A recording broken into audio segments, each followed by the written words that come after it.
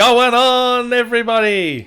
Okay, everyone. As you can see, John has demonstrated his lack of commitment to the podcast even further by not being here today, as you can see. But luckily, I have roped in a couple of our You Had Me at Halo podcast hosts. So join me in welcoming Abe, aka Mother One Bad Mother. One bad mother, yeah. Hey, I'm going by the Twitter handle. I've got the Twitter handle there, and you took Mother One. You did not take One Bad Mother.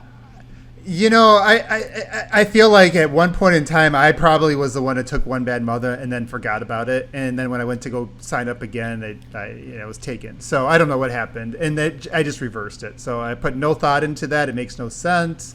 Yep. But yeah, that's what I am on Twitter. Okay, well, hello, Abe. We also have now, so we've got quite a few names here too. We've got Daniel with us, who is also we've got AKA Knottian, AKA Digital Scientist, which is what the Twitter handle is. Indeed. Yeah, same thing. Ian Knott has Knottian, and I was the same as Abe. I had Knottian like 10 years ago and then never used Twitter, and then now I'm Digital Scientist because that's the only thing I could think of, so... Yeah, how are you anyway, guys? Feeling good now that we got this recording thing working. I feel like we're on track. Yes, we had a lot of problems getting going now, but I think we're okay. But we're going to find out at the end of this episode how it all went and whether it was a complete disaster. So, whatever. I guess I should ask, what have you guys been playing? Anything new? Anything interesting? Yeah, I guess I'll go first since I did the first intro. I finished up Hades. I did 12 completed runs in that. That was 12. Very, very addictive. Yeah. Once you start figuring it out, yeah, you just then you start to level up weapons, and then you just go through and start melting things. That's kind of addictive too. It's almost like God mode, Nick. You would like it. Yeah. I've been playing Hades. I've been playing it. Don't worry. So I finished up that. I started on 12 minutes before Psychonauts launched, and that's interesting. It's interesting. There's times where I feel very compelled to keep going back. Like I'll get frustrated because I get stuck, and then I turn it off and I think about it and go back. It's a perfect game, I think, for Game Pass, and just because it's one of those things I probably wouldn't have given a shot to before, but it is really. It's an experience, so I feel like it's something that people should at least try. It's definitely not going to be for everybody, but it is something that it's been very interesting. And then I moved on to Psychonauts for a few hours once that launched, and that's all I've been able to get time. That's all the time I've had since it launched is a few hours into it, but really impressed. Like I think the production values or just the quality of the game is a bit higher than I was expecting. Like I like Tim Schafer. Yeah, I mean I like his work. Been a fan of his since I played Grim Fandango on the PC. Like I don't know what was that, over 20 years ago. And so I've been a fan of his since then. That was one of my most memorable games on the PC at the time. It's really cool to see him get the resources to make something that I think is going to be more mainstream acceptable, and hopefully gets exposure on Game Pass to encourage Microsoft to bring in more of these types of developers and give them these kinds of backings. But I think he's unique, and hopefully he paves the way for more of this stuff. Yeah, it's been good. Daniel, what have you been playing? Yeah, I actually finished Psychonauts 2 this afternoon. Wow, and already? I couldn't put it down. I mean, I haven't really had much time to play, but like I was staying up till like 1 every night to play it.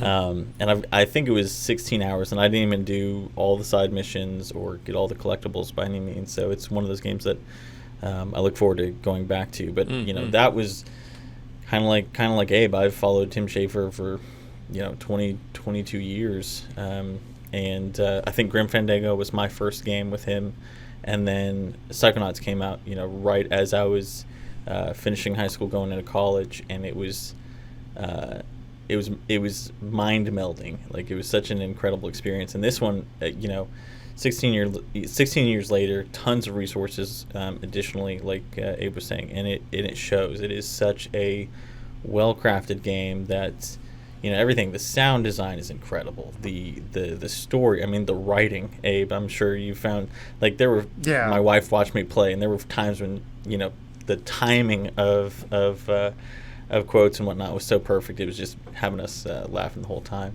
And I played a little bit of 76 and Flight Sim, but mostly because of work and stuff, I've been watching more things than I have. I finally started Ted Lasso, so.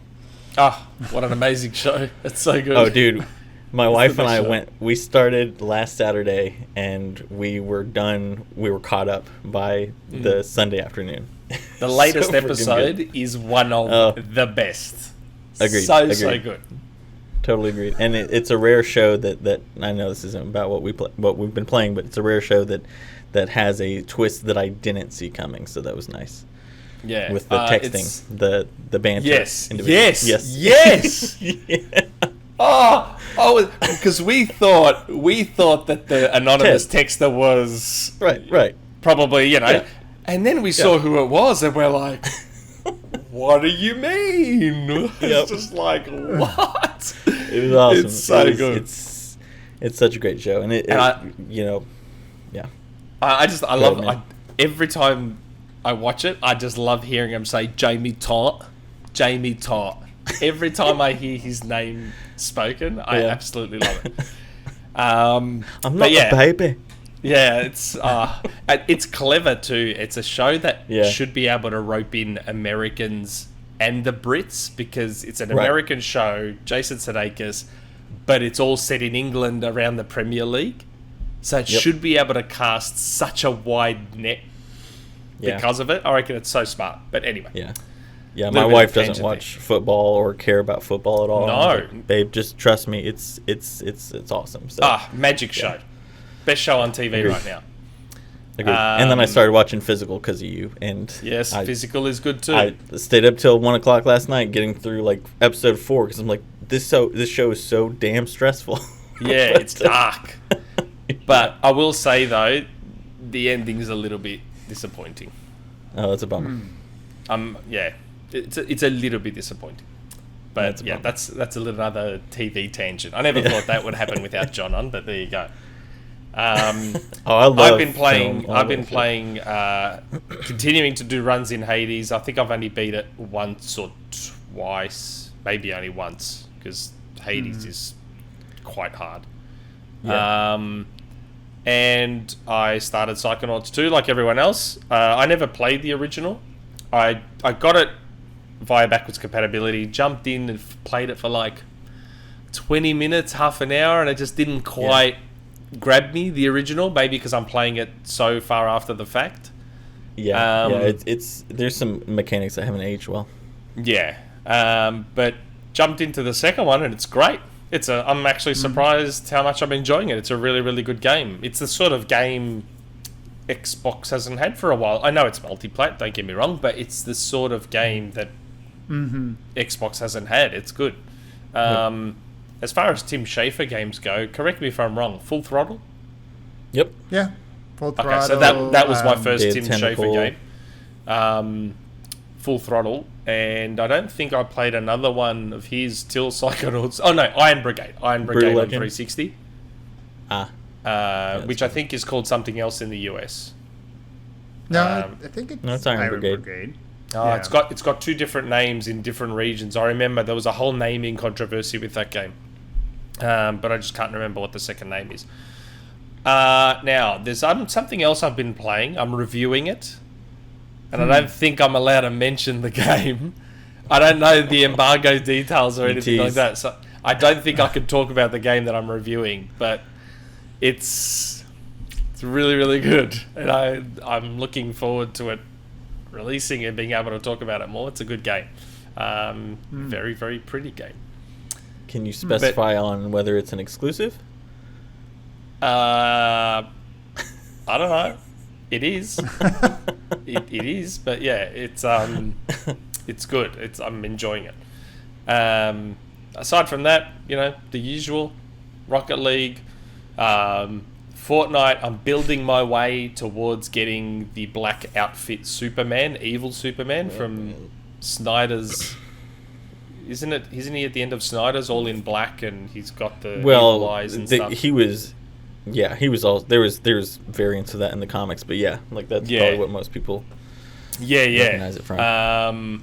So I've got one more challenge to get him.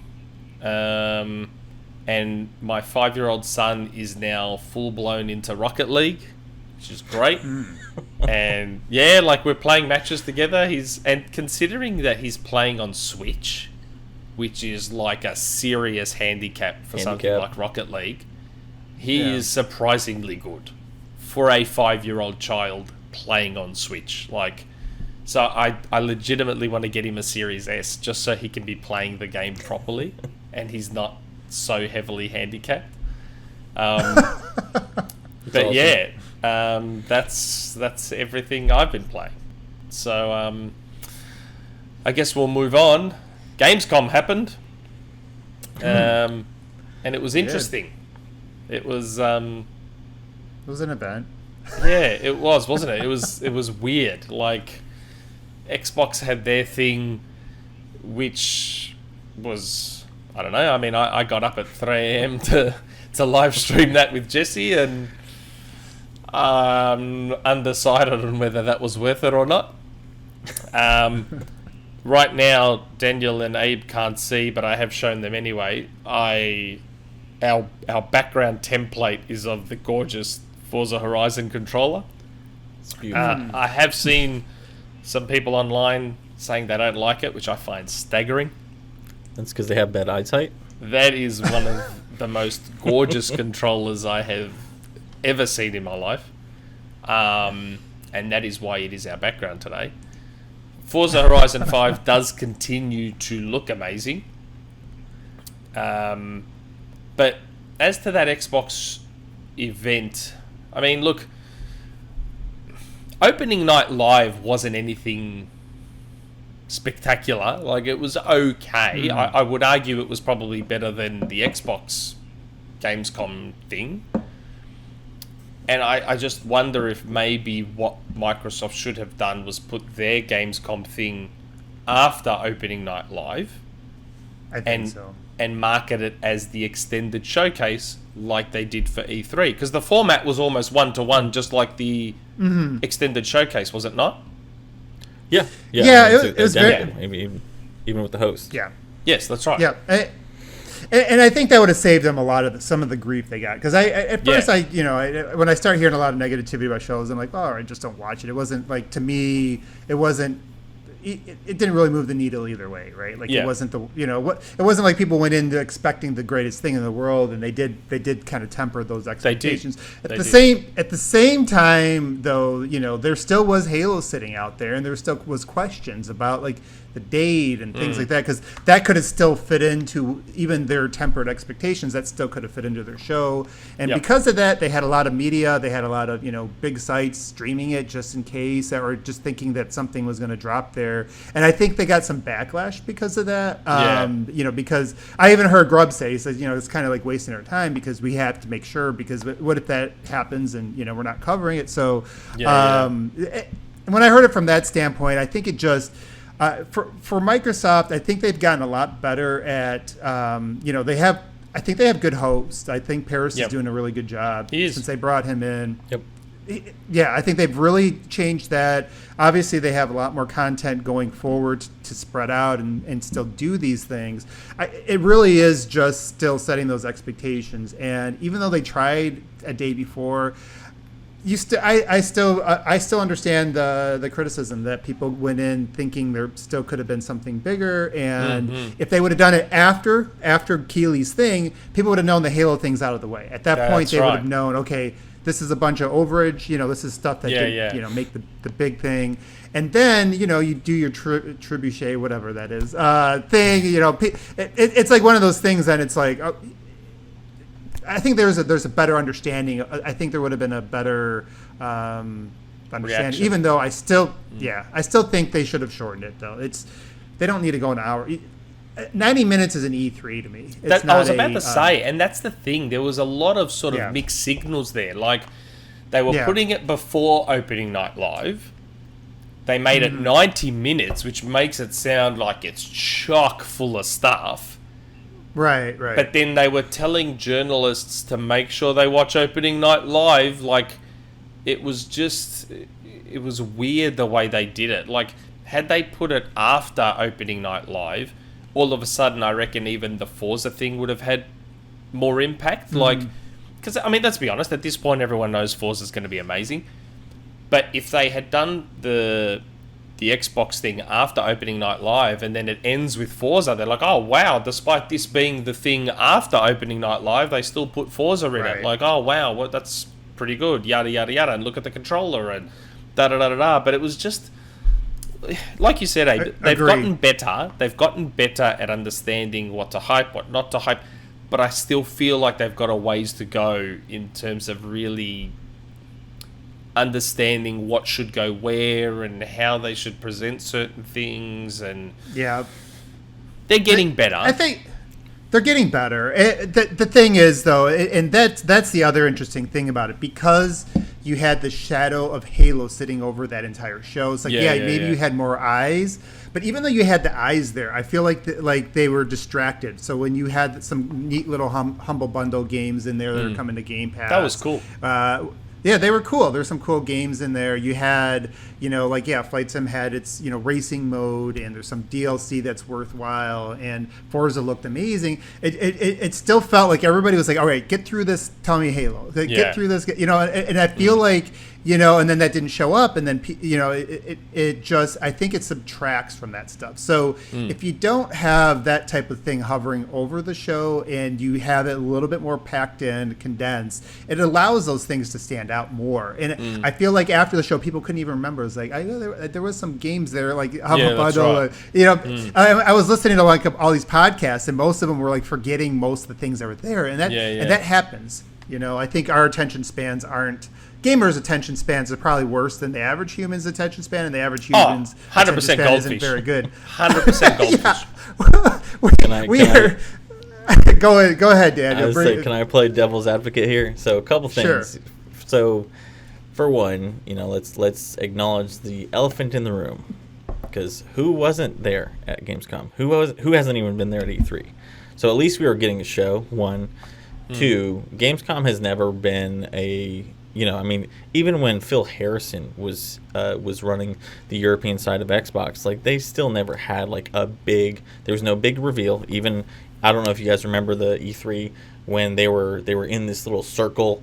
All the reporters were around him, and I think it was Matrix still at the time. Like they still never had a major event at Gamescom. Right. So I think anybody expecting any groundbreaking news or groundbreaking reveals probably haven't been paying attention long enough. And to the credit of, again, playing devil's advocate, Aaron Greenberg tweeted a week and a half before Gamescom saying, hey, no new reveals, don't expect major news. Like, to Nick's point, for somebody who's never been great at that thing by any means, he's getting a lot better at setting those expectations. Yeah, absolutely. So while I definitely think that it probably could have been a wee bit shorter, I think we also have to remember, too, that even though, you look at the numbers on YouTube and just that one English non-descriptive version got almost 500,000 views, you look at ONL and, like, it's way higher. So it makes sense to me, at least, to have your big reveal, like your console. That's the reason I couldn't get the damn thing, right? Just because so many more people saw it. Right. But, so, I don't know. It's weird because... I saw a lot of complaints that I feel were more than a little bit disingenuous because of all those factors that they kind of ignore. But I think, I don't know. I'm not, the Halo thing's the one thing. Like, if it had been after, most of these conversations wouldn't even have existed, right? That's what I'm saying. That's the only way. Like, they could have easily solved any issues by just having their thing after opening night live. We weren't saying that we were expecting the Xbox showcase to be better. They did downplay it. They said it. Don't expect anything huge and da da da da da. I know we're not, but some of the media comments and whatnot was just like, They literally told you guys not to. Yeah. No, Daniel, and I think you have really good points, and it's not to say that they shouldn't get credit for trying to show stuff, and like nothing is better than something. I would disagree with that. As a gamer, I like to even see like the Humble Bundle thing was cool to me. I like to see gaming news throughout. I think especially being at XboxEra, we like to have news throughout the year, not these like long drive periods, just because you can't blow everybody away. Like, and I do think over time they will get better at I think maybe creating, people will start to understand the cadence of this marketing team and things. And so, but like I said, and I think like to like Nick's point is like if you just would have tweaked it, you probably would have had a much different reception. And I think that if you just would have had it come afterwards. So even within that, it's like, you're getting better. Your hosts are better. Your content's starting to get, you're starting to get more and more content. And that's going to continue to improve. And they should continue to work on this. But there's still some opportunities, I think, from just a pure delivery. And this is just offering the feedback that from a delivery and structure standpoint, they can still make it even better. Take the same types of content and just with a few tweaks, all of a sudden you have a different reception, and that's all. So that's all it is. We weren't expecting anything huge. It's just I wasn't. Like I wasn't expecting a major acquisition. No, that's right. Like I wish. The thing is, when you're putting your show, because like I would argue that literally everything was done properly. The only one thing they got wrong was setting it before opening night live. Like that's literally the only thing they did wrong. Had they put it after, it completely changes the landscape of the whole thing. Because I took notes and I looked at like, you got Flight Sim in there. Obviously, you've got the Game Pass humble games and all the jazz. But like the biggest thing, aside, because you also had the Sea of Thieves, the State of Decay DLCs, Wasteland 3. But the biggest thing aside from Forza was the cloud gaming. Coming to consoles, and like had it come after, I think you're right. Had it come after, and had people been like, "Holy shit, this is coming now!" Like or soon, like that's right. Because we've talked on even on our forums, like I don't think people have realized what that means yet. And like I saw some journalists say, "Oh, they should have just put this stuff in a blog post," but it's like you have a million eyes minimum who got to see that xCloud gaming thing, and it may not have stuck yet. But that seed's already been sown, so I don't know. But looking at the list, it's definitely, I think everybody, the massive element in the room was Halo. So I think you're right. That's all.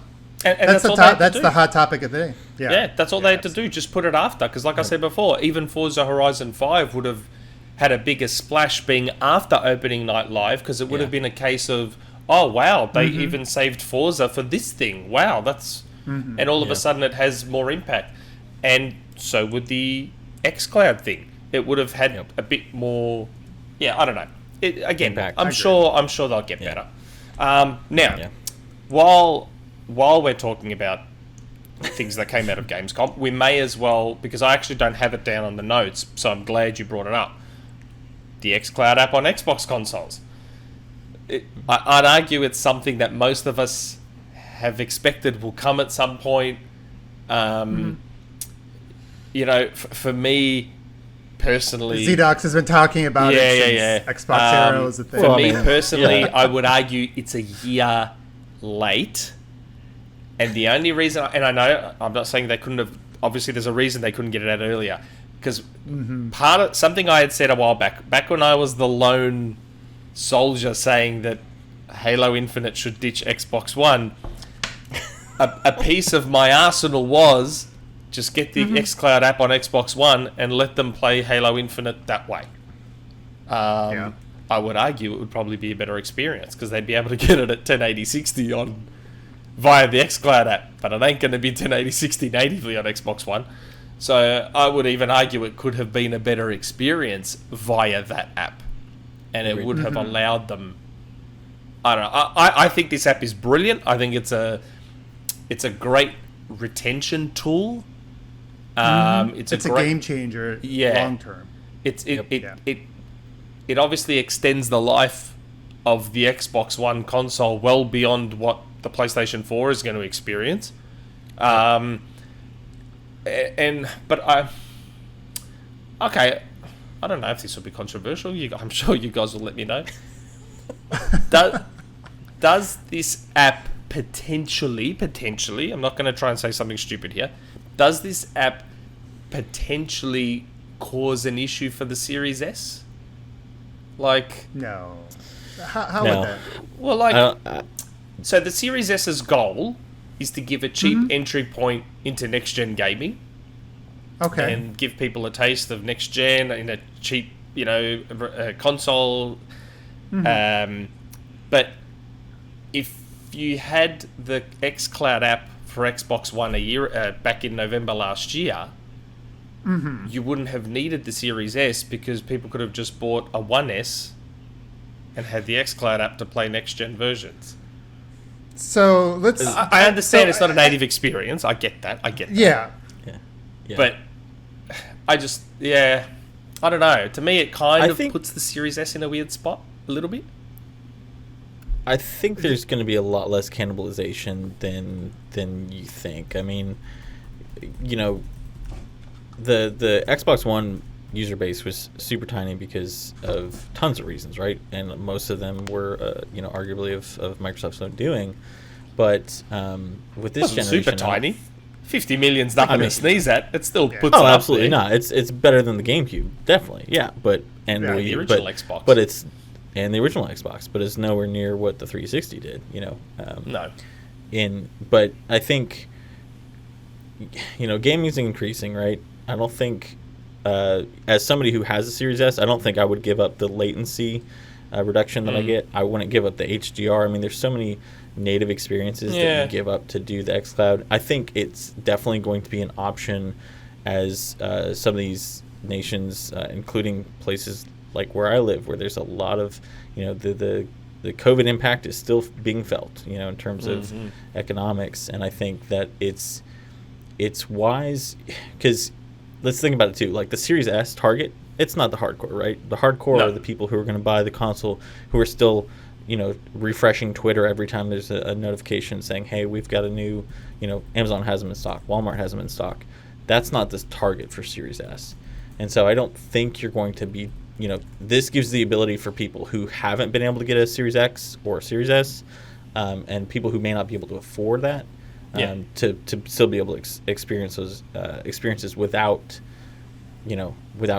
jumping necessarily to next gen. But I would wager that long term, I don't think. I think, especially in parts of the States, like cloud gaming is still not a viable option. And I mean, sure, maybe in utopian Australia, where you guys actually have some people who listen to science, you guys probably have better internet than we do. But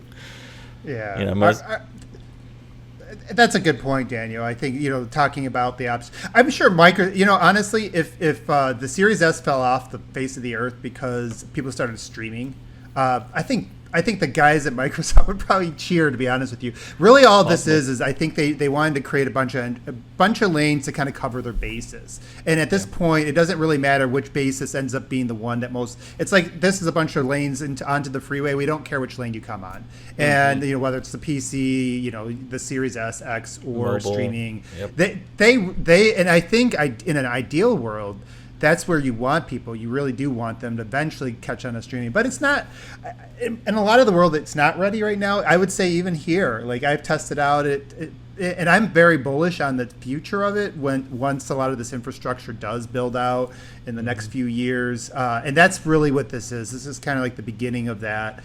I don't think they're necessarily ready to take on, 50 million people streaming right now anyways. That's probably not the infrastructure they have built up, and the world's not ready for that. Some parts of the country, some parts of the world are, but especially here in the States even, where I'm at, it's like, and this is a pretty built up area, but we still have janky, lots of packet loss internet, and that's just not a good experience for any kind of gaming. So this is solution, like them putting it on consoles, it's more of it's more of them beginning this journey towards where they want to be. But I don't think that's when this thing launches that we're suddenly in the streaming world, because it's still not going to be viable. This is still not going to replace people's, One X's and and One S's out there. It's they're going to get on this, and it's going to be janky, and they're going to lose. It's going to be like an add-on. I mean, it's So it's going to work for some people. It's not going to work for others. And until we get into that world where it can work consistently across the board, which might be a few years down the road, that you still need to have all these options. So it's just right now, it's just one more lane for the people it works. It's going to be neat because for everybody that works that has those Xbox Ones, I mean, if it worked for everybody, you'd have 50 million Series X install base right now. But that's we're not there yet. I think that's what they want to build up to. I am very interested to see how seamless it will be, because I don't know if they've explained in detail how it's going to work. But they've said that if you've got the xCloud app, say, on your Series X, you start playing a game while the game natively installs, or whatever the case may be. Right. But once that game is installed, what happens? Do you start over? I would imagine you have to restart to launch it native. Yeah. Because I don't know if the technology would exist or if they could figure it out, but imagine if they could find a way to just have it seamlessly move into the native version while you're still playing. Like, obviously it wouldn't happen so let's say you're playing Psychonauts. Obviously, if you're literally in the middle of, say, a boss fight and the native version finishes installing, it's not just going to seamlessly move between those. But I wonder if there's some sort of in loading, maybe between loading. So okay, you've just beat the boss. We have 15 seconds of loading between that and the next level. That's when the native will take over. Now that it's installed, I just wonder if something like that is possible. I have no idea. It's just me speculating, because I reckon something like that would be quite neat, so it doesn't take you out while you're playing. Because I can imagine the internet being what it is. Oh, so hold on, what's the point of this xCloud app? So I'm just playing with latency and the lower quality, and then I've got to quit out anyway to start the native one. What the hell's the point? This is garbage. This is the worst app ever. So I just wonder if there's a way where they can say, because I mean, if you have a look at it, Sony has their cards, which no one uses, on PS5, and that's what those cards do. They take you straight to a certain point in the game or whatever it is, which makes me think that the technology is there in some form to be able to do something like that, to just drop you into a certain point in a game. So I mean, the cards are inherently different than, I mean, what you're essentially doing is you're it's almost like switching servers, right? I mean, you're switching, it's a jump point, so you're having to switch from your cloud version to native, and I mean, I have no way of doing that because that's beyond my own expertise in developing. But I'm sure Eden Marie and her team probably would have something. But I mean, functionally, before somebody takes things out of context, Abe, I learned some lessons from you the other night. Cards are vastly different than what we're talking about, because you're essentially talking about loading an entire. I mean, it's identical, but it's an entirely different application, because your call point is at a different file storage, right? Instead of local, or instead of server, it's local. So that's a different thing. But like, I'm sure there's got to be some way they could do that during a once it triggers a loading scene or loading screen, flip over. And maybe have a little bit of a, like when your HDR flicks on, right? You get a little bit of a flick, and then you're in. But I don't know. It's possible. I mean, what's the worst case is you get a notification, says your game's done installing, it's ready. Do you want to join it? You hit yes, it transfers where you are in the game over to that one. So, I don't know. It's not the end of the world. Like, for normal people that don't cry over the simplest things, it's fine. I'm just saying, like, but gamers aren't. I know how the internet is. I know how gaming Twitter is. I know how the concerned trolls on Reset are. Like, I'm just trying to think from that perspective now. Like, they will always. There will always be. There's an unlimited number of goalposts, so don't even worry about that. Yeah, they'll definitely. There'll be something wrong with it for sure. And I mean, suspend resume is a thing anyway. And quick resume and all. Anyway, it was just musings, I guess, more so than anything else. So the the bigger thing to come out of this whole Gamescom, obviously. Actually, you know what? Before we go on to Halo, I'll mention one other thing. Jesse and I had spoken, when we were talking about our Gamescom predictions, we said, surely we're going to see the Gunk. Then they confirmed, yep, like a day later we got confirmation the Gunk's going to be there. They showed us the Gunk, and it still continues to look like a really cool game. The weird part was, and this goes back to what we were talking about before, so they showed us the Gunk, they said it's still coming this year, but then we didn't get the date in the trailer at Gamescom. We got it in a blog post later, so it's December, but I don't think they put a hard date on it. They just said December, didn't they? Yeah, I think it's we're running into the malleability of COVID release dates right now. I think they're doing the final touches and optimizations, and I don't think they wanted to give a solid date. But why did they say December in the trailer? Why did they save that for the blog post? That's the part I found odd. I mean, maybe the trailer was just done weeks in advance. Yeah. Maybe. I mean, maybe they're keeping their options open. Like, I do think, I do wonder how in the past you really had to nail down your dates, with a good amount of time for retailers. I do wonder with these smaller-ish games if that's maybe not a thing they need to do, and they can be a little bit more agile because, you think about Halo coming in December. Does it make sense for the Gunk to go in January, or something? I mean, maybe, I don't know. Maybe they're just keeping some options open. I don't know. Oh, yeah. But that game looks really cool. It does. It still looks good, and I'm looking forward to it. It looks great. Yep. Okay, now, Halo. You guys obviously spoke about it on the You Had Me at Halo podcast. Along with giving Nick a lot of shit.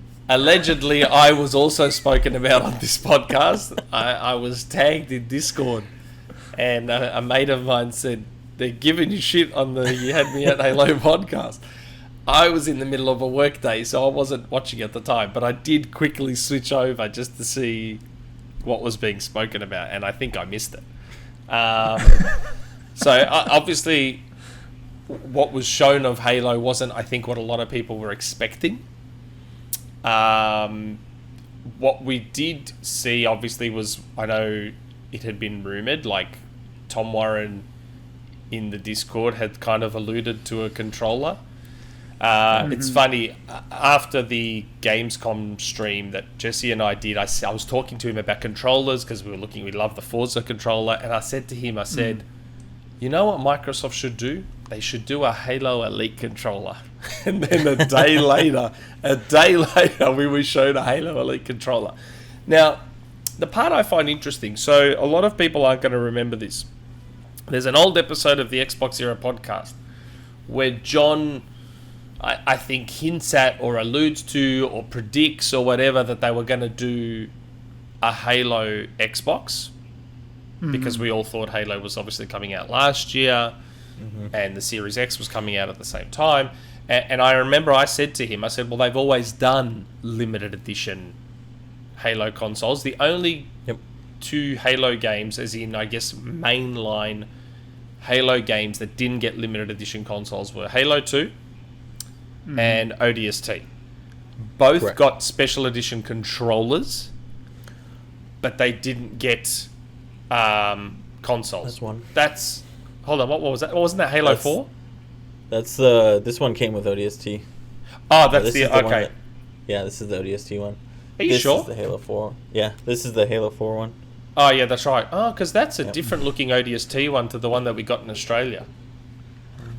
Oh, shit. No, this is... I'm sorry. My ODST one's in... this is Halo 4. My bad. My ODST one must be in the attic still. Sorry. I know my Halo controllers, mate. Don't worry. I know my Halo controllers. I just have like 6 of them here. Yeah, so we got controllers. Now, in this case, we got both. We got the Halo Elite controller and we got the console. Now, I may have got a lot of replies to a tweet I sent out saying that I wasn't particularly fond of... But you still got it. Yes, I did buy them both. I managed to secure one of the Halo consoles and the Elite controllers. And I don't know why, because I said I wasn't going to do the Halo console thing anymore. Like, I sold my OG Xbox, that was the Halo edition. I sold my Halo 3, Halo 4, Halo 5, Xbox One. I sold all my Halo consoles. The only one I've kept is the Halo Reach 360, because that thing is stunning. It's one of the best looking 360s. And I wanted to keep a 360. That was the controller. I'm not using the controller. That's still packed away. I'm still using my silver. I haven't touched that one. I just pulled it out of the box. Yeah. So, look, my tweet did say that I hope they look nicer in person than they do in pictures. Because I don't think, like...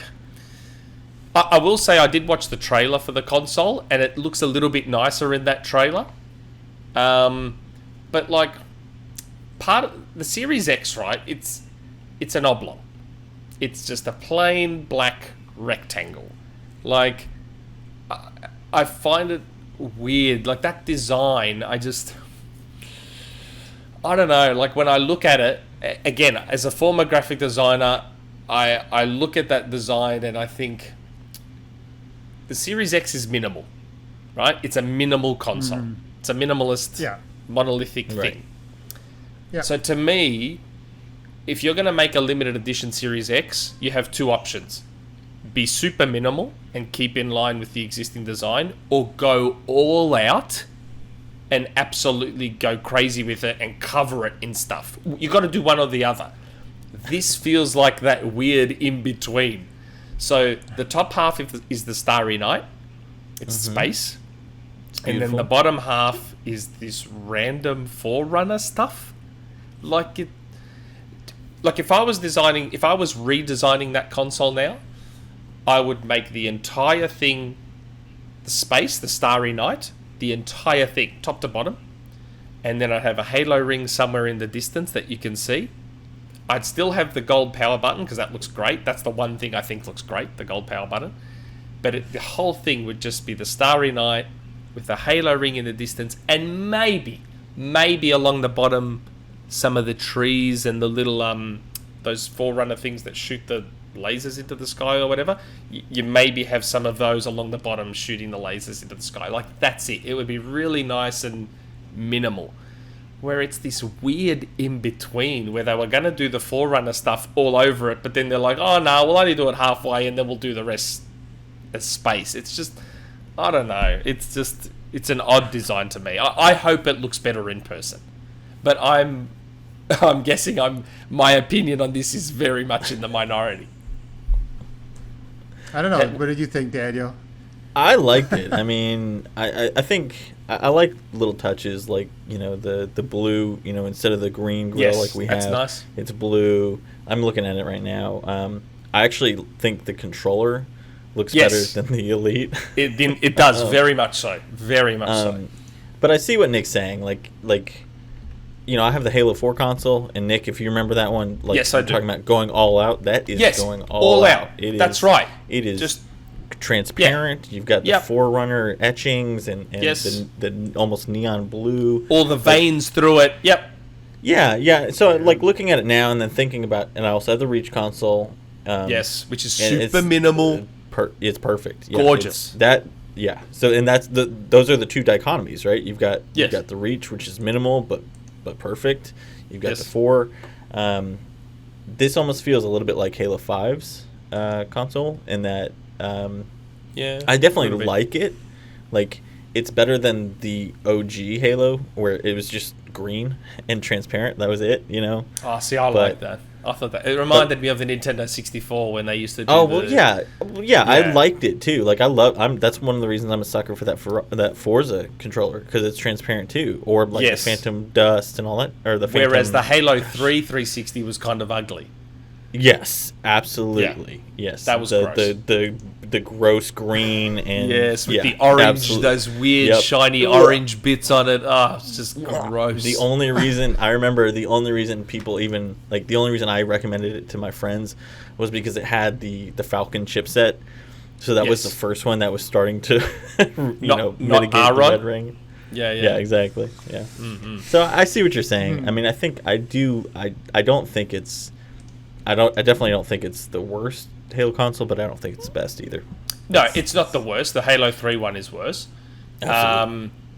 But for me, it was like they either should have done the whole thing Forerunner and gone all the way with it, or it should have been all Starry Night with just some little... There's the Halo ring in the distance. You can just see it. And look, there's some trees from the forest along the bottom. And it just, to me, it would have looked nicer that way.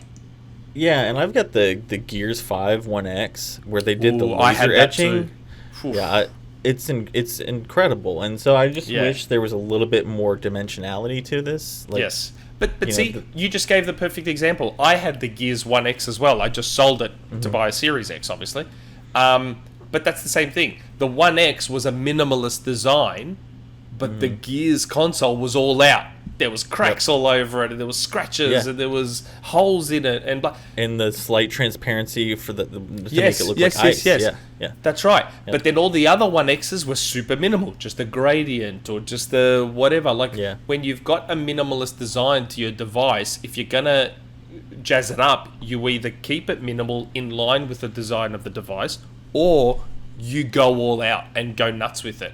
And that's my issue with this console. They didn't go all out and they didn't go minimal. It's literally half-half. Yeah, they went more all out on the controller for the Elite than they did for the console. And that's the thing. Like, the Elite is a weird one. It looks a lot like the Halo 5 Chief controller to me. It looks very similar. But the problem is, yes, to me it looks similar to that. But the issue is, and I noticed it immediately when I saw it, so the design of the Elite, what gets in the way is the grips. Because you can't... The way they've done it, you can't really continue the design onto the grips. And it just looks odd. It just stops in this really weird spot. It's just... Yeah, because that's the thing. Like, looking at it now, like, I love the blue LEDs, like, because it reflects on the back. It's got the Cortana, the I like that too. slot. The little thing where he puts Cortana in the back of his head. I like that too. Exactly. So it's clearly the mirror of that on the back. But yeah, those grips, like you look at the front and the back, it's just it's like odd. You said, it's almost just odd. Yeah. Like had they found a way to continue the design over the grips, then it suddenly becomes a better looking controller. Once again, go look at the Gears Elite version 1. That's a cool looking controller. They went all out with it. It covers the whole thing. It doesn't stop at the grips or anything like that. It goes all around and it looks really cool. Those controllers, by the way, at the time, I was like, I've got a normal Elite controller. I don't need this Gears one. I'm not going to pander to this whole I did the same edition thing anymore. Man, you know how much they go for on eBay now? Oh, hundreds. Like $700 Australian dollars. Like they makes are. Me a sad panda. I'm so upset I didn't buy one back then. To me, that's the real benefit of actually buying one of these things is just keeping it in a box and reselling it again someday. That's why you know what. It's like, I mean, I guess I hear you guys. As somebody who's not a graphic designer who probably needs one in his life, I mean, my shirts for work is like just different shades of blue. I'm probably one of the most boring design people. I like my Series X to kind of stay plain because it just fits in with everything. Yeah, I don't want it to stand not a PS5. out. So that thing, you're looking to like hide and put a disguise on it. Put a blanket over it. Yeah, pretty much. Unfortunately, though, you need to make sure it gets lots and lots of air. But the thing I do like is that minimalist thing. But yeah, the whole thing with these is you just buy them, you save them. Especially, I would say with the Elite 2 controller. Every Elite I buy, I tell people who ask, should I buy an Elite controller? I say it's like functionally, once you get used to it, it's hard to go back. Very hard. It is literally the reason why I've enjoyed games on other platforms less than I probably should sometimes. It's because then if I don't have these triggers, you get used to that with the cameras and stuff. I know. It's really hard to play games where you control the camera and you don't have these paddles. But the problem with it is you need a warranty with every purchase. I know. And I tell people, hey, if you're going absolutely, it makes a difference when you game. But if you don't have a warranty with it, I think the odds are not super great if you play a lot on it. So I've used the most of my warranties, with these controllers. So that's to me buying that controller would be pointless because I would use it and then I'd need to trade it in, and Best Buy is not going to be able to give me that controller again. So I'll be back to just a regular one. So but if you're going to buy it and you're just going to keep it in the box, you're going to save it and resell it later. That's what I'm doing. Am I the only one? Am I the only one that still has a functioning Elite? I have an Elite V1 and V2. Not a single thing. I've gone through so many. I go through. I don't complain about my Elite version 1. I still have mine. Yeah, right on. I have mine that my third one, but I do the warranty. So you just renew the warranty when you trade it in. So you use it during Dark Souls. That's why, right? But my problem is I play a lot of sweaty games. So like between Halo 5, I'm using every paddle. And you're just that's the sweatiest game you can play. I've got a profile for Rocket League and for Halo 5 on my Elite 2, like specifically for those two games. I got a Halo 5 profile because you don't have customizable buttons in Halo 5. So that's you right. need to use that. You got to do your boosters and all that shit. Yeah, like I'd never take my thumbs off the sticks. I need to compensate some ways for getting older. But yeah, like in Dark Souls, yeah. So if you play sweaty games, then you will need a warranty. That's I'm just giving you trouble. My wife's left bumper finally started going out on her V2, but she's got like 4,000 hours in that thing. So I've never had bumper problems. I keep hearing I haven't bumper either. problems, I've never had. So my Elite version 1, my first one started losing its grips. You know how the grips come apart? Yep. Mm-hmm. So Microsoft replaced it outside of warranty. They just said send it in. So I sent it to them and they sent me a brand new one. Outside of warranty. Because you're not in America. Then, that's right. Because remember, I'm in a country where warranties mean something. Where consumer rights actually matter. That's right. They don't matter here. My second one started having the rubber grips again. And I'm like, oh, you're kidding. So I ordered these spare ones from Amazon. And they've been perfect. They clipped in perfectly. Awesome. They've never given me problems since. So I still have an Elite version 1. And, now that I've seen Microsoft move to internal batteries for the Elite Series 2, I'm a little bit worried. I'm a little bit cautious about what that means for the future of Xbox controllers. So I'm keeping my Elite 1 because it takes rechargeables. Because that Elite 2 is going to die someday. It just is. One day, it is going to die. Like, I have a gold DualShock 3, and the battery is already showing signs of being on the way out. And as anyone who's tried to buy a DualShock 3 knows, they're impossible to get. Yeah. And this is why internal batteries suck so hard.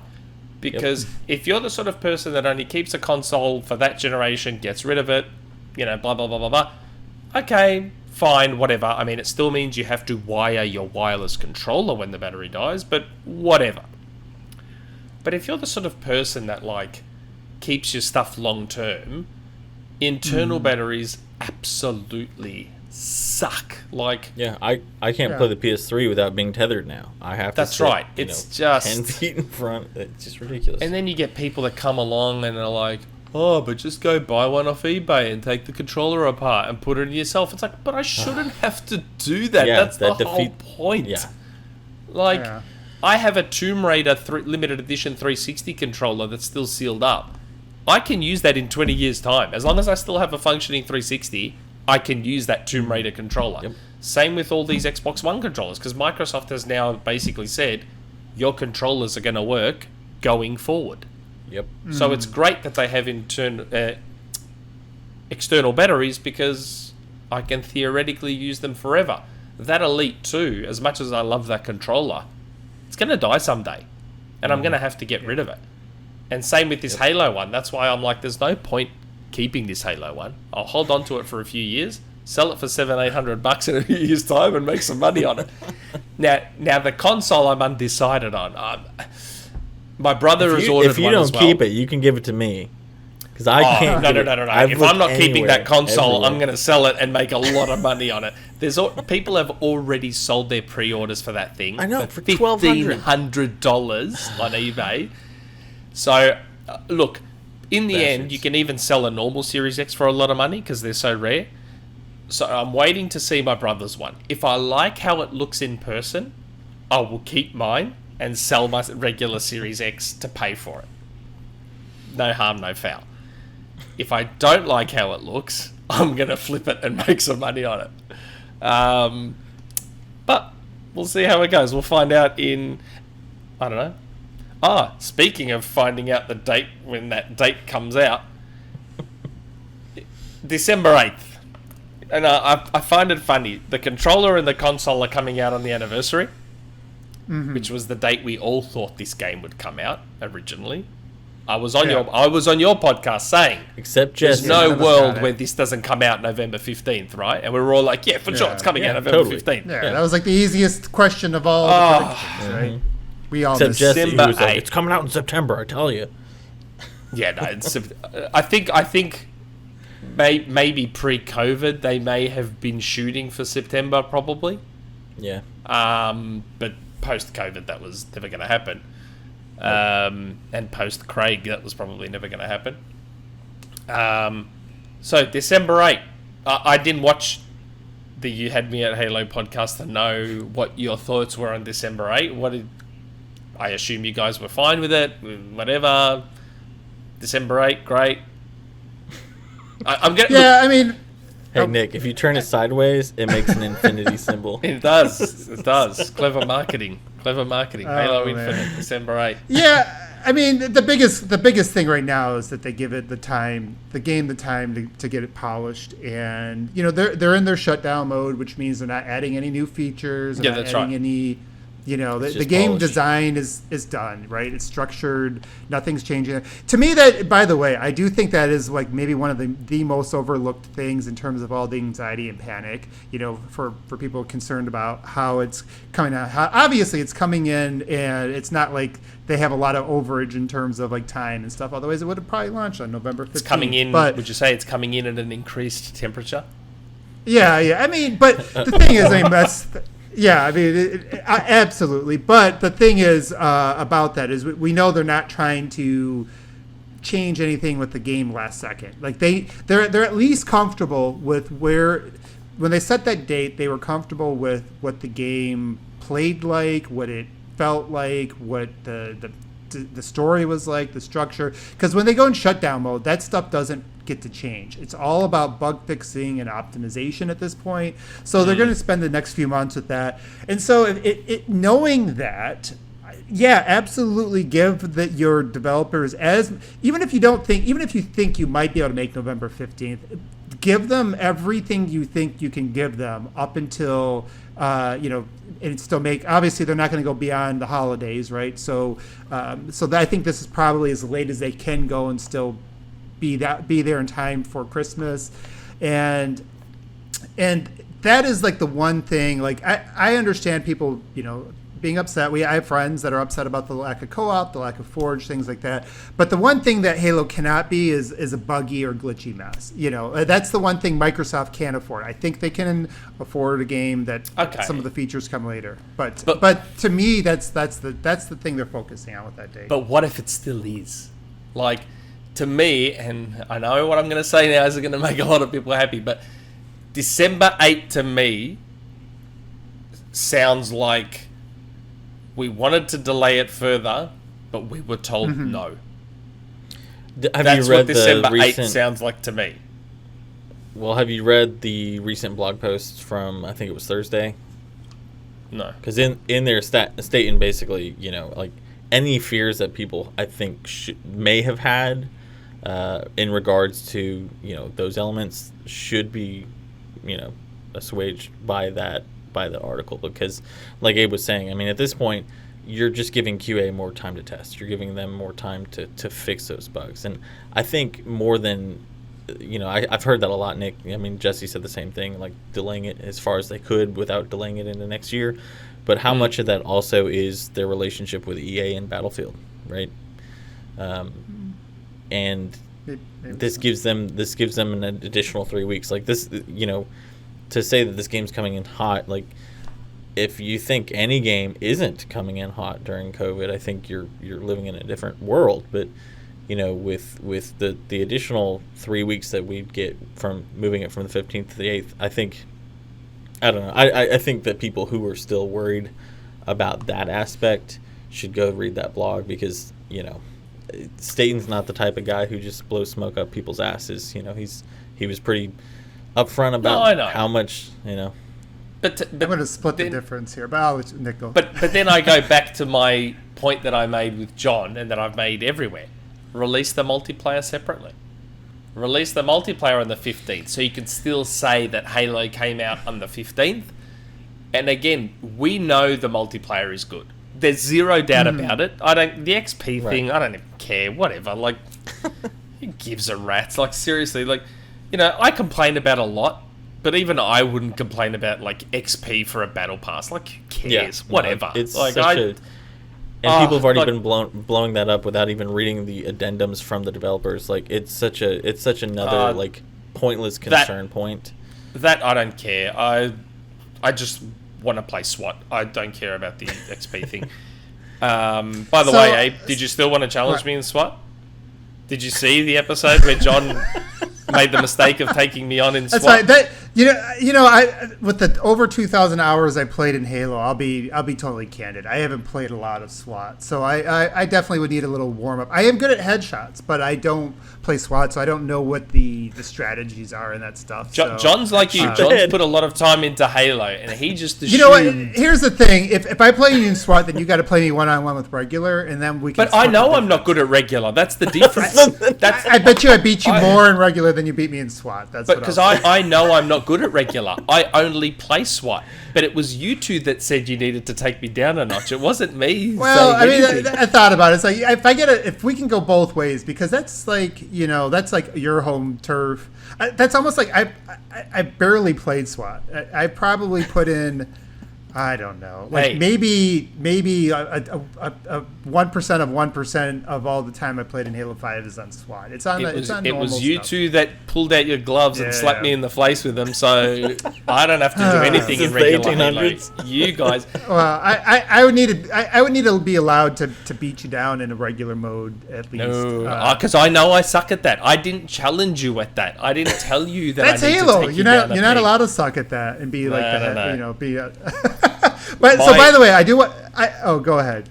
No, I was just gonna say, because remember, on regular, part of why I play SWAT is because of the lag I get in regular Halo. That's why I don't play regular Halo. We can find a server. We can find a server in the middle somehow. I don't think we get to pick. I don't think we get to pick. But can't you keep just jumping around servers until? I guess. I don't know. When I played with John, I'm pretty sure we were on a server in the UK or closer to him, and I still beat him in SWAT. Well, that's because they shut that down during Brexit. So, but no, I did want to split the difference on you guys' talk on that, because so Nick, to your point, I would bet my life savings that there's developers that want to delay the game. If you go back, if you go back and watch. I was recently, going back to the Halo 2 documentary to make sure I'm not misquoting it, because it's an article I'm trying to put together for XboxEra. But if you go back to that documentary and you listen to them, it was like there was a section in there, and they're like down the home stretch, like basically where they're months away from supposedly finalizing the game, and one developer after another is like, if we had more time, and eventually they go like.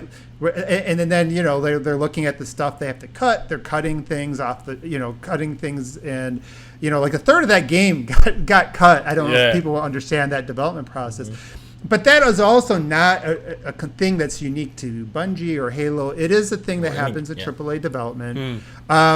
It doesn't mean every game is going to turn out well. We've seen Anthem, we've seen Cyberpunk, but we also know that things happen similarly with Mass Effect. Things have happened similarly with God of War. So it works both ways. Developers always, as somebody who works in technology, if you got deadlines, you always wish you had a few more days. Of course, always. Especially at the end, because at the end it feels like, for whatever reason, when you got this deadline, it feels like it's the very end. It's like, man, if we only got to this point like a few weeks earlier, and I'm sure they're feeling it. Now, the thing I mentioned, I put this on Twitter, and and it's something that that we talked about on our show is when I look at like the campaign aspect of it and know the fact that they've shut down the structure of the game based on what we saw last year in July, which is a demo where they really were trying to speak to the Halo fans that have been bitching to them on Waypoint for the last few years, basically saying, hey, we want the wide environments, we want the CE thing, we want this to be balanced around a solo campaign, because Halo 5's game was really balanced around multiplayer. Co-op. And if you played it if you played it solo, it didn't feel it's like the game design wasn't necessarily focus on that. That was secondary to making sure it was a game for multiplayer. And also the environments didn't leverage the abilities as much. It was a lot more of a corridor shooter. So like they took a lot of that feedback, and that was what they showed us last year from a moment to moment, that 30 seconds of fun thing that Bungie kind of coined. They really were focused on that last year. And then this year we got a chance to get our hands on it with a tech preview, and I felt like from that tech preview, the movement, the gunplay, the variants and the guns, the physics, the grapple shot, all that stuff was probably as good. For me, this feels like the best foundation for that 30 seconds of fun loop that they've ever had. It definitely that 343's ever had. And they showed us the overhead environments. I know they won't zoom in because they don't want to see us to see the graphics, but you can start to kind of piece it together. And even when you look at the multiplayer clips they showed with the physics and the vehicles and things like that, you start to kind of piece it together. I would argue to people that there's more information, that at least for the 30 seconds of fun, and we don't know what the overarching game design is, but at least for that moment-to-moment gameplay, we have more information on Halo Infinite than we do for most AAA games at this point, and that information leads me to be very optimistic. Now, do I think they're going to have ray tracing in, or do I think they're going to have a cliffhanger story ending like they did in Halo 2? I don't know, and there's still things that they could still not stick the landing on. But for me, at least, when I look at this as a platform, because that's what they're building, the most important things is we know that over the next 10 years there's going to be a lot more campaign DLC, right? We know that, and we know that a lot of this stuff is going to launch with day one co-op down the road. It's important that they get that foundational stuff right, and I'm happy to know that they seem to have got the core Halo for the next gen. They got all that stuff kind of laid out in a good place. So even if there's feedback like, like Gears 5, for example, like there's a lot of empty spaces. Even if they get feedback like, hey, this wasn't balanced right, or the progression's off, you can address that in future DLCs. But to me, the core of Halo is that 30 seconds of fun. It's the golden triangle, all that stuff. And they seem to really have nailed that stuff. So I'm more optimistic than most people, even though I know the developers are probably going to wish they had more time. They're probably not going to get everything that they want. There is going to be stuff that's probably going to be like repurposed for, DLC. I'm sure of it, and if you go through AAA game design, that's part of the process. So yeah, it's coming in hot, but they just got to make sure they don't have bugs, and that is an area that 343, for all the mistakes they've made it with, that they've been criticized for with 4 and 5, they haven't had buggy or glitchy games. They're usually pretty polished. So I think there's reason for optimism even on that standpoint. So yeah, I mean, most point to Master Chief, but that wasn't technically made by 343. That was mostly Saber with a bunch of other developers, and if anything, it's 343 that's been cleaning it up. Yep. But my thing. Oh, sorry. Go ahead. No, well, I was going to say, I dare anybody to find a package similar to MCC still, because there really isn't. But I digress. The main point that I want to touch on from yours, Nick, was that you asked about, well, why don't they just delay campaign? And I think if we talk about narratives, if we talk about no. I mean, I don't think they should delay it.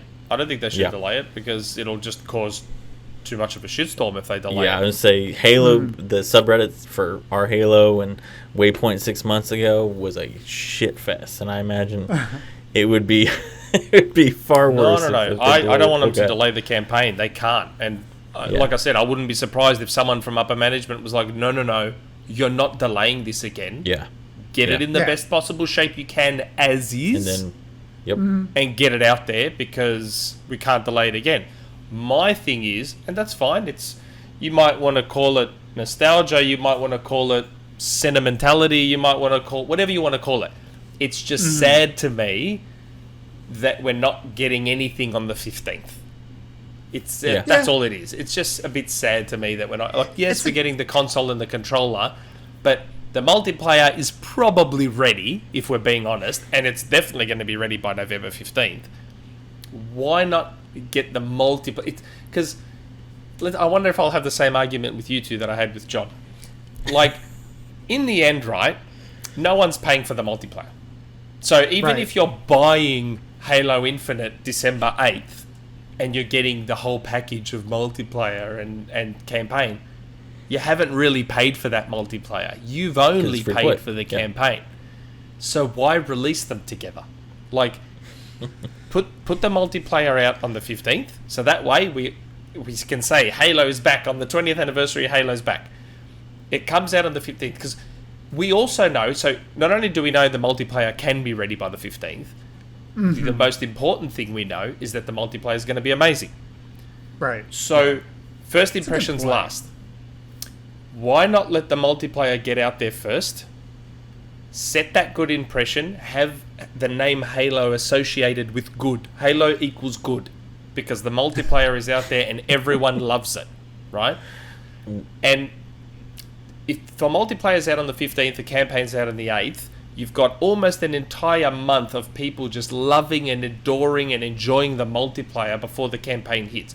If the campaign's great, no harm, no foul. No one cares. Everyone will just start playing the campaign when it comes out, and they'll keep playing the multiplayer. If the campaign does turn out, if it does turn out to be a disaster, don't know. I'm just saying if. Yes, it will still have an impact, but at least it won't impact the multiplayer.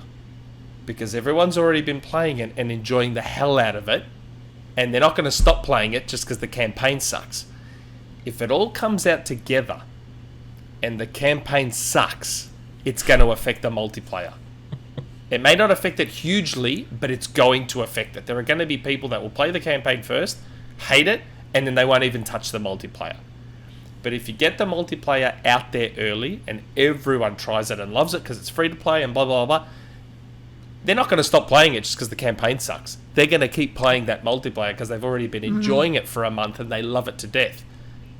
Because again, we know the multiplayer is going to be good. There's no doubt about it. It's going to be good. Yeah. Yes, there's going to be things people bitch about. That's just life. But on the whole, the multiplayer is going to be great. Let it get out there and let it set the good first impression. I mean, I think there's some good point. Yeah, I mean, it's actually not, Nick, out of all the bad ideas you've ever had, that's not one of the worst. Just kidding. I'm kidding. Not really. So, you know what? I mean, because I would argue when it came to Halo 5, that multiplayer should have been regarded.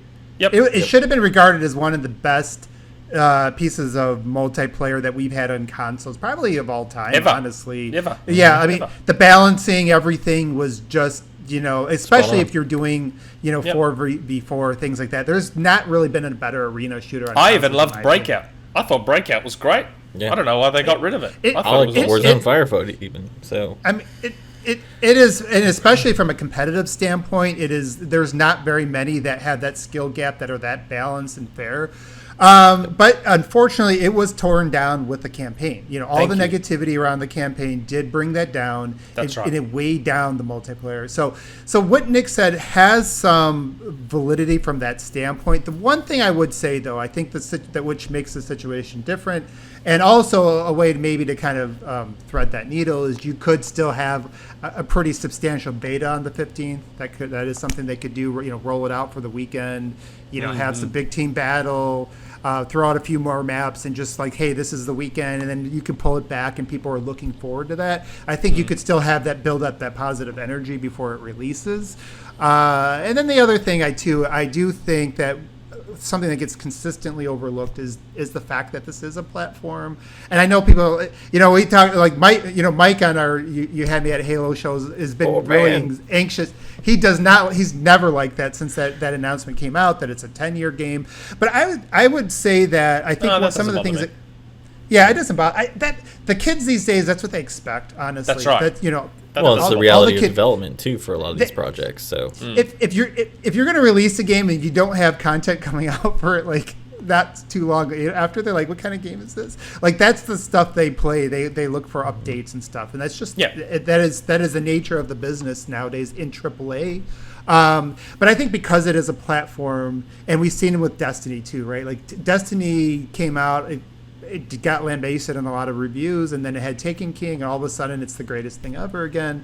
And so with the platform, you kind of have a second, third, fourth shot. And I know people don't want to hear this because they think that's an excuse, but that's just a reality. Like it is one of those things that even if the campaign comes out and it's just mid, and this goes back to why I say the foundation is the most important thing, because then when the next campaign hits, maybe holiday of 2022, when they have a lot more stock, all of a sudden, it's back up there. So it's not the death, it's not the nail in the coffin that I think it was for Halo 5, and they still probably should release something on the 15th. Even if it's just a beta for the weekend, give us something. Yeah, I don't know.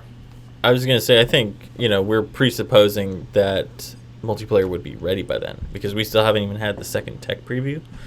So that's my only thing. Like, I agree with you, Nick. I think that if we're talking about releasing the multiplayer on the 15th and then the campaign on the 8th, like, I don't see a problem with it, but I think we're presupposing that that multiplayer is as solid as we're assuming it is. So that's my only point. And I'm pretty confident that if they wanted the multiplayer out on the 15th, they could have it out on the 15th.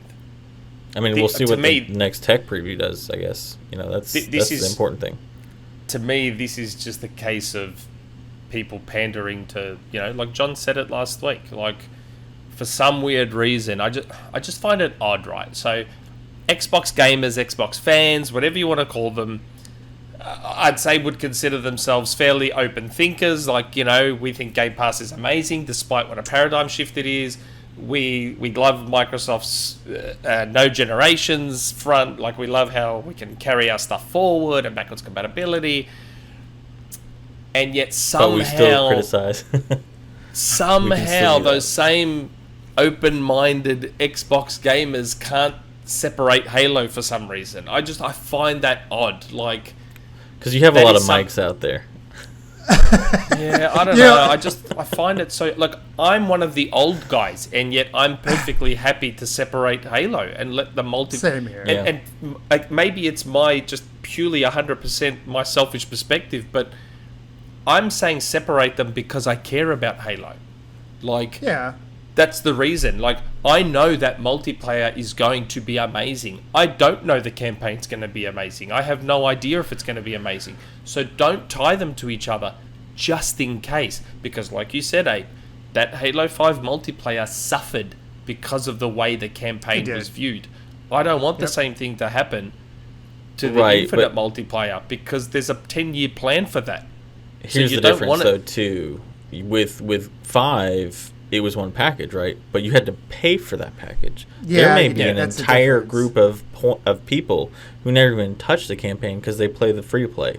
So that's one of those things I always try to remind people. Halo fans aren't a monolith, but free-to-play fans, even less so.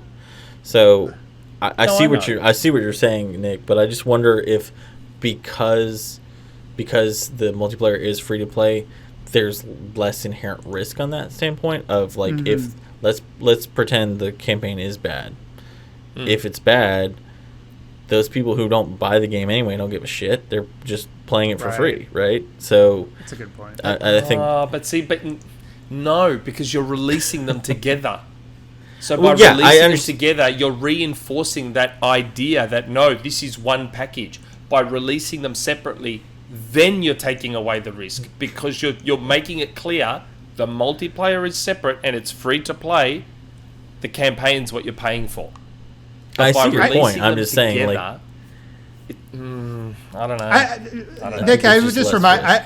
I would remind you, as you're building up to buy another Fortnite costume for whatever reason, that game launched as a AA commercial, I know what it commercial was. and critical failure. Save the world. And then all of a sudden, because it came out the free to play mode, all of a sudden it took over the world. And I think that there is a point to that. These platforms, these free to play things, and the fact that gamers have really. We've seen it over the last few weeks. Gamers have our memories, our attention spans are just so ridiculous Goldfish. that as soon as if goldfish. there's something that's hot in the multiplayer that will pick up, and people will bitch about the campaign. I don't think it is the death the death of anything anymore. And even if it affected short term, the big picture, long term, it just matters that it's good. And also I think we're making some assumptions. I mean, what if Microsoft is and even 343 are like, as long as this is bug free, this is really good. I mean, we're making assumptions about that campaign that maybe they do think they got a 1-2 punch. So if the campaign's great, it's a moot point. It doesn't matter. If it's great, then all this talk is for nothing. I'm only saying it as a precaution, because in the end, right, so you've got two possible, or more than two, you've got a few possible results. You release them together, they're both great, everyone's happy. Mm-hmm. You release them together, the campaign sucks, and then the multiplayer suffers for it. You separate them, multiplayer's great, campaign's great, no one knows any different, they're both great. Yeah. Multiplayer, they release separately, multiplayer's great, campaign sucks, but the multiplayer just keeps on going because everyone's already been playing it for a month and they love it and they just want to keep playing it, and they don't pay their $60 for the campaign because it sucks. So they just keep playing their free-to-play multiplayer. To me, the safer option is to separate them. It is the safer play, and it guarantees the success of the multiplayer. Mm-hmm. Regardless of what happens with that campaign, that multiplayer is guaranteed to be successful because we already know it's good. We played the tech test, which is early as the visuals weren't even all there, blah, blah, blah, and it was still amazing. So the multiplayer is guaranteed to be good. There's no doubt about it. But we still don't know with the campaign. Microsoft can be confident of whatever the hell they want. Microsoft were confident it was fit to show in July last year. How'd that go? I don't care what Microsoft thinks. Microsoft has shown many, many times that their judgment may not be rock solid. We've got our hands on the multiplayer. We know for a fact it's great. So get it out there first. Again, they're not going to do it. They're not going to listen to me because whatever. Because you're Nick. But all I'm saying is the safest option is to release that multiplayer first. And you also get to appease... You also get to appease the marketing angle because something comes out on the 15th. 20 years later, Halo comes back again. So it's a win-win for everyone. It could be the safer thing, but at the same time, I mean, just more polish, right? More polish, and and just at some point you have to trust people. And I know there's probably been some issues up until whenever, but at some point you have to trust the new people you put in place to run 343 because. I get what you're saying, but they can't just always make decisions. There are no new people running 343. Well, you know what I'm saying. But what I'm saying is that you can't always just continue to make decisions, always thinking the worst. And that's, at the end of the day, you said it yourself too, though, that even with the graphics, because the graphics weren't all there. They weren't as good as the ones we saw in the E3 trailers. Right?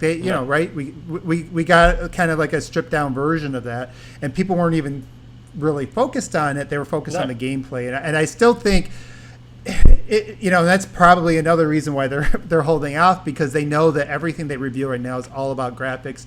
But Halo's experience is an all kind of encompassing thing, and if you let people play that stuff, that gameplay is going to be there in that wide world with in the campaign as well. So again, I mean, it doesn't make it safer, probably, but it also, I think if you think you have a shot at at landing this 1-2 punch of campaign and multiplayer, then do it, because there's not that many opportunities in any of gaming right now to do that, to land both on the same day. And that does bring a combined energy of there's people that only play the campaign, there's people that only play the multiplayer, there's people that play both, but they like one or the other better. And this gives a chance for the campaign to kind of feel some of the multiplayer energy and vice versa. So there is something about that total package where it has a halo effect, no pun intended, on, one has a halo effect on the other aspect. So if they are both good, they're both going to help propel the other That's side. right. Well, and as somebody who's about to launch a project himself, like, if you told me I had 3 more weeks to do QA, I'd fucking take you on that in a heartbeat, and I guarantee you, 343's in the same boat. Oh, of course they would. I don't. That's all my point was. Yeah, and your point about Fortnite's not Halo, though. Fortnite was this new IP that no one expected anything of. Like, there was no expectations. Like, Fortnite, when it first launched to save the world, was just this thing that came along that no one had heard about, no one was keeping an eye on, who cares? And then they were smart and pivoted to the Battle Royale, and then it exploded. Halo doesn't have the advantage of anonymity. You're absolutely right about that. And Halo's on the opposite end of the spectrum. Like, there couldn't be any higher expectations. That's right. All eyes on Halo. And the nostalgia factor that they have to, they got to balance all this stuff. And the Xbox waiting. But my only point about the Fortnite thing was how quickly mindshare changes amongst gamers. I get that. I mean, Destiny gamers, I watch them, like, I play Destiny a little bit, not a lot. They hate them, they love them, they hate them. It's the best thing ever. Every other season. It's so whatever. That's what Halo's going to be. We're just going to accept it. There's going to be lots and lots of bitching, but lots of people are going to play it. They're going to have lots of other chances. But yeah, that's all. No, they will. For me, it was more because it's Halo, because all eyes will be on it, because it's only going to get that one shot at a first impression. Like, now, like, understand something, and like, it's easy to say that it's just the Twitter bubble, or it's just the reset bubble, or it's just this bubble, that bubble. In the end, that stuff matters. So Craig might have started in the Twitter bubble, but it had an impact, didn't it? And right but now, Xbox also leaned into it too. So like right now, there's going to be an army of Twitter trolls waiting to Craig the campaign when it comes out as well. And why do you that's part of the reason they haven't shown the campaign. That's part of the reason we got a CG pre-rendered cutscene trailer. Oh, absolutely. I tried to Craig that trailer. I tried to Craig it, like, because I thought, maybe the jackal looks a bit crappy. So I tried to Craig that jackal, and I could. It looked amazing, even zoomed in and everything. And that's why they chose to do it that way, because they knew that no one could Craig it. Well, and also the reason we haven't seen campaign is because Staten also said in that blog post, it's a waste of time. Like, the people still saying, oh well, we saw a campaign of Reach or we saw a campaign of 4. It's like, yeah, but that COVID wasn't a thing. Like, I don't know, as somebody who develops remotely, I don't think people understand or appreciate how much of an impact that has. And so if you could spend the time that you would, the double the amount of time that you would make a trailer on, because that's a vertical slice that's not built into the game, that is something that you have to, tailor specifically for that one instance. If you could take that and put it to normal development, then everybody's going to do that, and that was, I don't know. Yeah, for me, it's... Abe, what do you want to say? You're smiling over there. Oh, no. That's right. I mean, vertical slices are a waste. They are not a waste of time. They cost them resources. So that's why they're not showing anything until it's just done. Because if you show a game before it's done, it's going to take a team to go clean this up, get those textures right. And it's not really tied to the core development when they do that. So if they can save all those resources and put it towards the game, I think now too we've kind of learned with the Game Pass thing. I know people get hate when you say this stuff because they think you're like thinking you can release bad games and stuff, but it doesn't. But because of the Game Pass thing, because it's got the free-to-play multiplayer, because we're just in a different age in general, I don't think you have to have the wind up that you used to in the old days when Yeah. you had to get people. It's like, when I was back in the old days, when you were looking at what you're going to buy for Christmas and what games you're going to pre-order because you wanted to make sure you got your copy, and you had to put your money towards something, it was different. And I spent my money on this game. That meant I didn't have that left over for that game. These days, it's not like that. People are going to, no matter what the reviews say, people are going to get their hands on this game, and they're going to play this game because it is in Game Pass. And I have a feel like even if it scored low, people are going to play this game because it's in Game Pass and have their own opinions. Of course. And so it really, what matters is it really isn't the narratives that lead up to it. It's going to be the narratives that happen once people get their hands on it. So don't give a fuck about what anybody else is saying right now or what the narratives are, because it doesn't matter. What matters is the narratives of when people get their hands on the game, and put all your time, money, focus on that stuff. Yeah, and go. I would say, and to your point, Abe, so that people don't take this out of context like they usually do, there are tons of Game Pass games that launch and have great reviews. There are tons of service games that launch great and only get better. So to your point, like what you were saying earlier, it doesn't mean that a service game means that, you can excuse it and it's going to be bad and get better. There are tons of examples that launch great and just get better with time. Game Pass games, obviously, the past few months alone, we've seen time and time again of critically, well received titles, Flight Sim, Psychonauts, Hades, etc. So this whole people still using Game Pass fodder as some sort of ridiculous narrative is just as much of a false reality as Doesn't even matter. Yeah, narratives. Exactly. I really think people in our community worry too much about what Reset Era says. I don't really think they matter as much as you think they do. I don't know. Again, for me, it was more just about going the safest option, because I know Halo is viewed in a more unfair way. I know 343 is viewed in a more unfair way. Yeah. For me, it was just more going the safest route to sort of cover all those bases. Because in the end, you're not paying for that multiplayer. So why not, Microsoft's already about, disrupting with Game Pass, disrupting with not having generations, disrupting with this. Why not disrupt with Halo as well? And just separate it and get people, break this grip that old Halo has on people, where it has to be together. You have to have you've already ruined that by not having co-op and not having Forge there. What difference does it make? Just break the multiplayer away as well. I think we'll see that with releases as the game expands its platform. You're going to see asynchronous releases between campaign and multiplayer. I agree. Yeah, I think you're right, Nick. I think it's getting broken going forward. I think they were trying to hit as much nostalgia as they could, and at the end of the day, the 15th anyway, though. I know. At the end of the day, let's just hope that that they nail it on both fronts, and this is all moot conversation because it's going to happen. And I get what you're saying, but they made their minds up, Nick. I don't think they're going to look at this podcast and change their mind. Yeah. Anyway, maybe I'll send Phil a DM and see what I can do. Yeah, just have him butt dial you again. Yeah. Speaking of shooters, we saw Call of Duty Vanguard. Anyone care? I don't care. Really? I mean, who cares?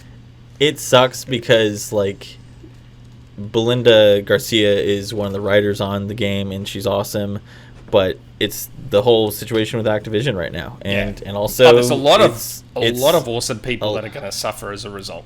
Yeah. I hope Halo and Battlefield kill Call of Duty this year. That's my only opinion about Call of Duty. I've been saying it for ages. This is their chance. This year is their opportunity to do it. Well, and it's not only because obviously there's all the Activision stuff, but let's just even removing taking a step back from that stuff and just look at the game itself. It's Call of Duty hasn't really been challenged to do anything new, different. I mean, they did Warzone. They were very successful with that. But that also tells me that they can be very successful when they do something new. But when it comes to their core campaign, their core, hasn't the changed. other, it's this. and so like even when people like talk about like, hey, they're the other package outside of Halo and they still can deliver all these things, but they haven't really done anything. Like you look at that campaign, I watched that walkthrough, and it's like it's still the same corridor.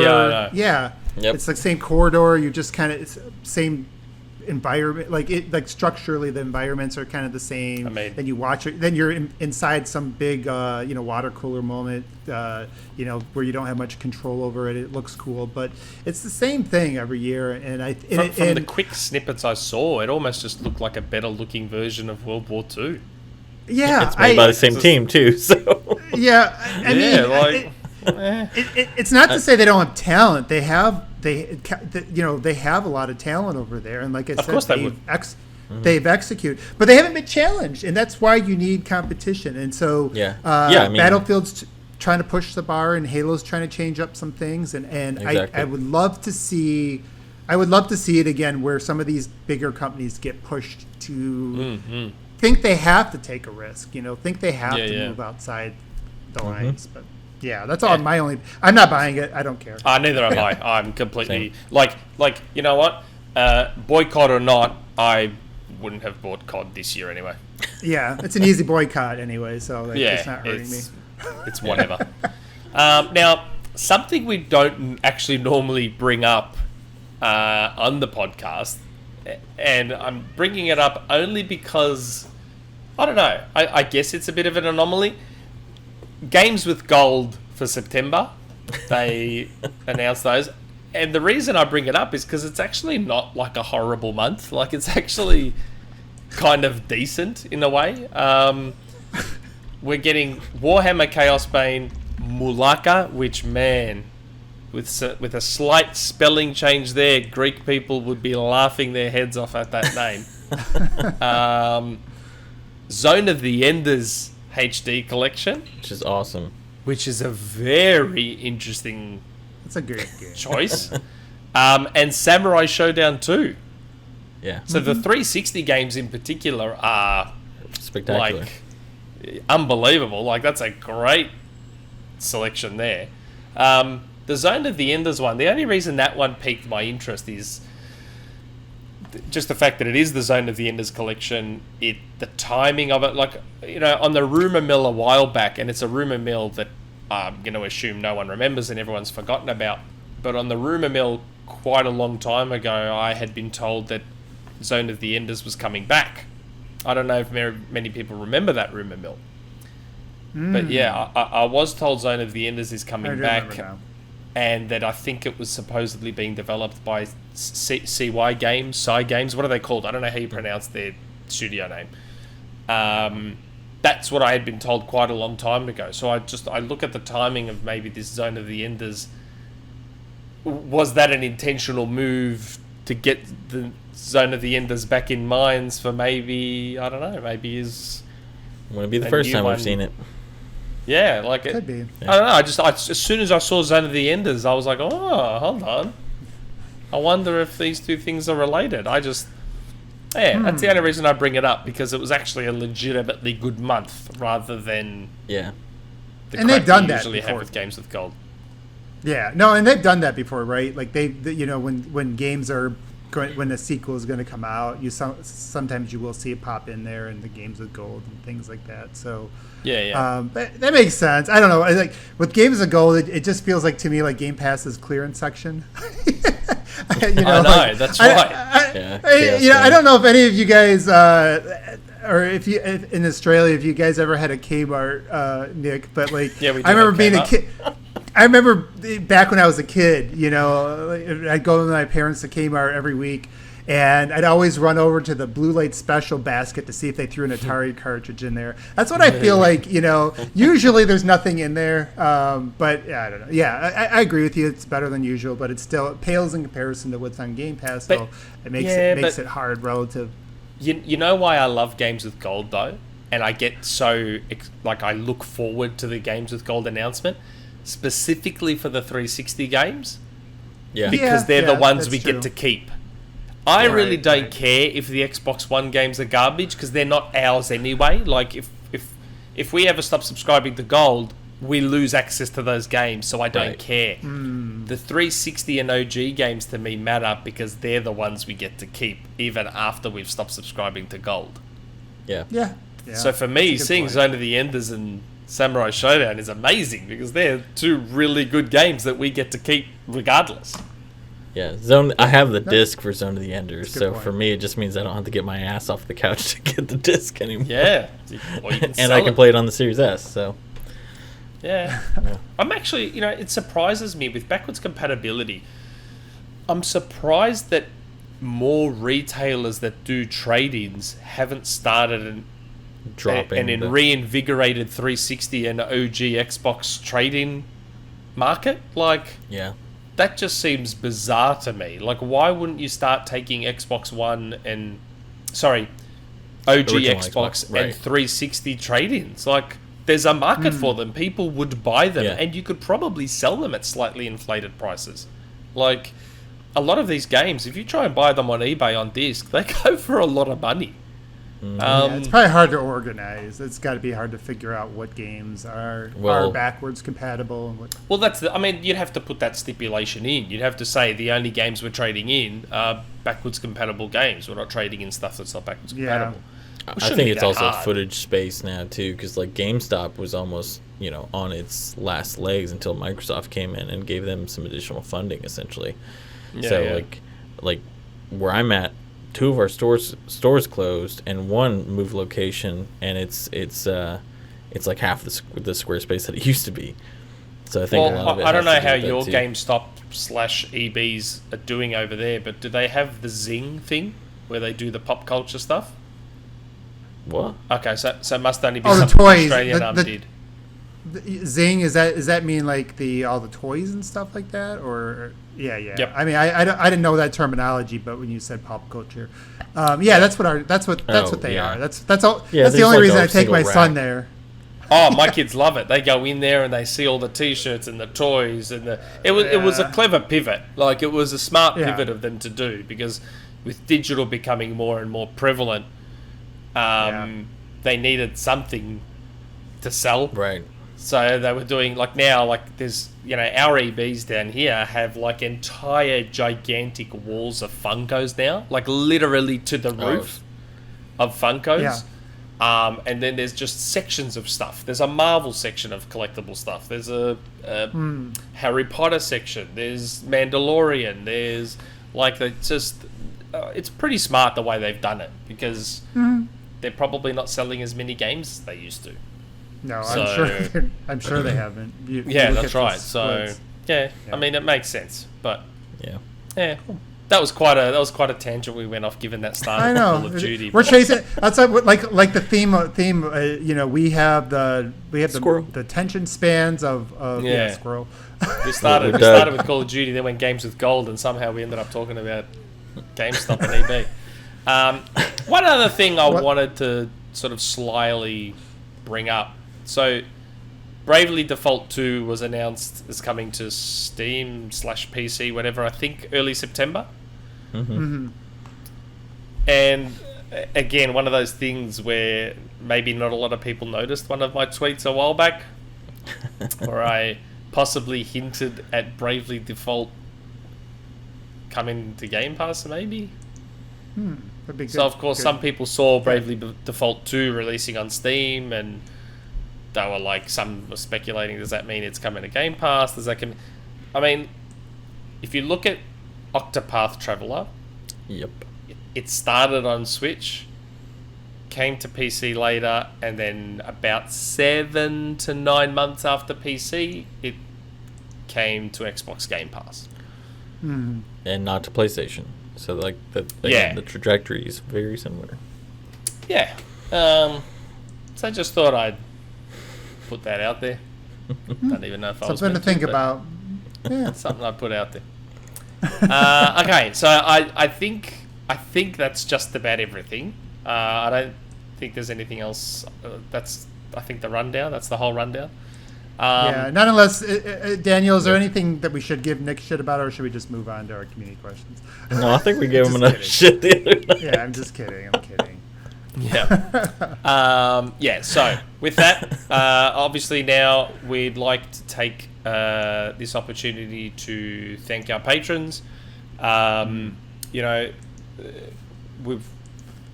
I've looked at other Patreons and I find I'm actually kind of surprised at the number we have. I reckon we have a really good number of patrons, which I think speaks to all the work everyone does, especially all of you guys, because I don't do much.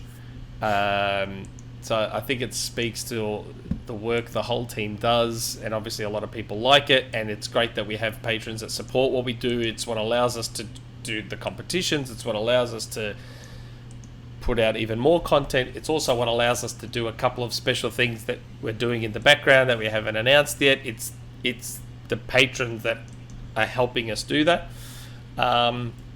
So with that, you know, our tier 1 patrons are great, but our tier 2 and 3 patrons, you guys are amazing, and this is where we give you guys a shout out. So we want to say thanks to Croat56, Blast the Base, Nodorius, Not Jack, Sowing Shade, Scarecrow 121, Torn Raptor, VK Andrew, Brit Keras, Jude Chaos, Knottian.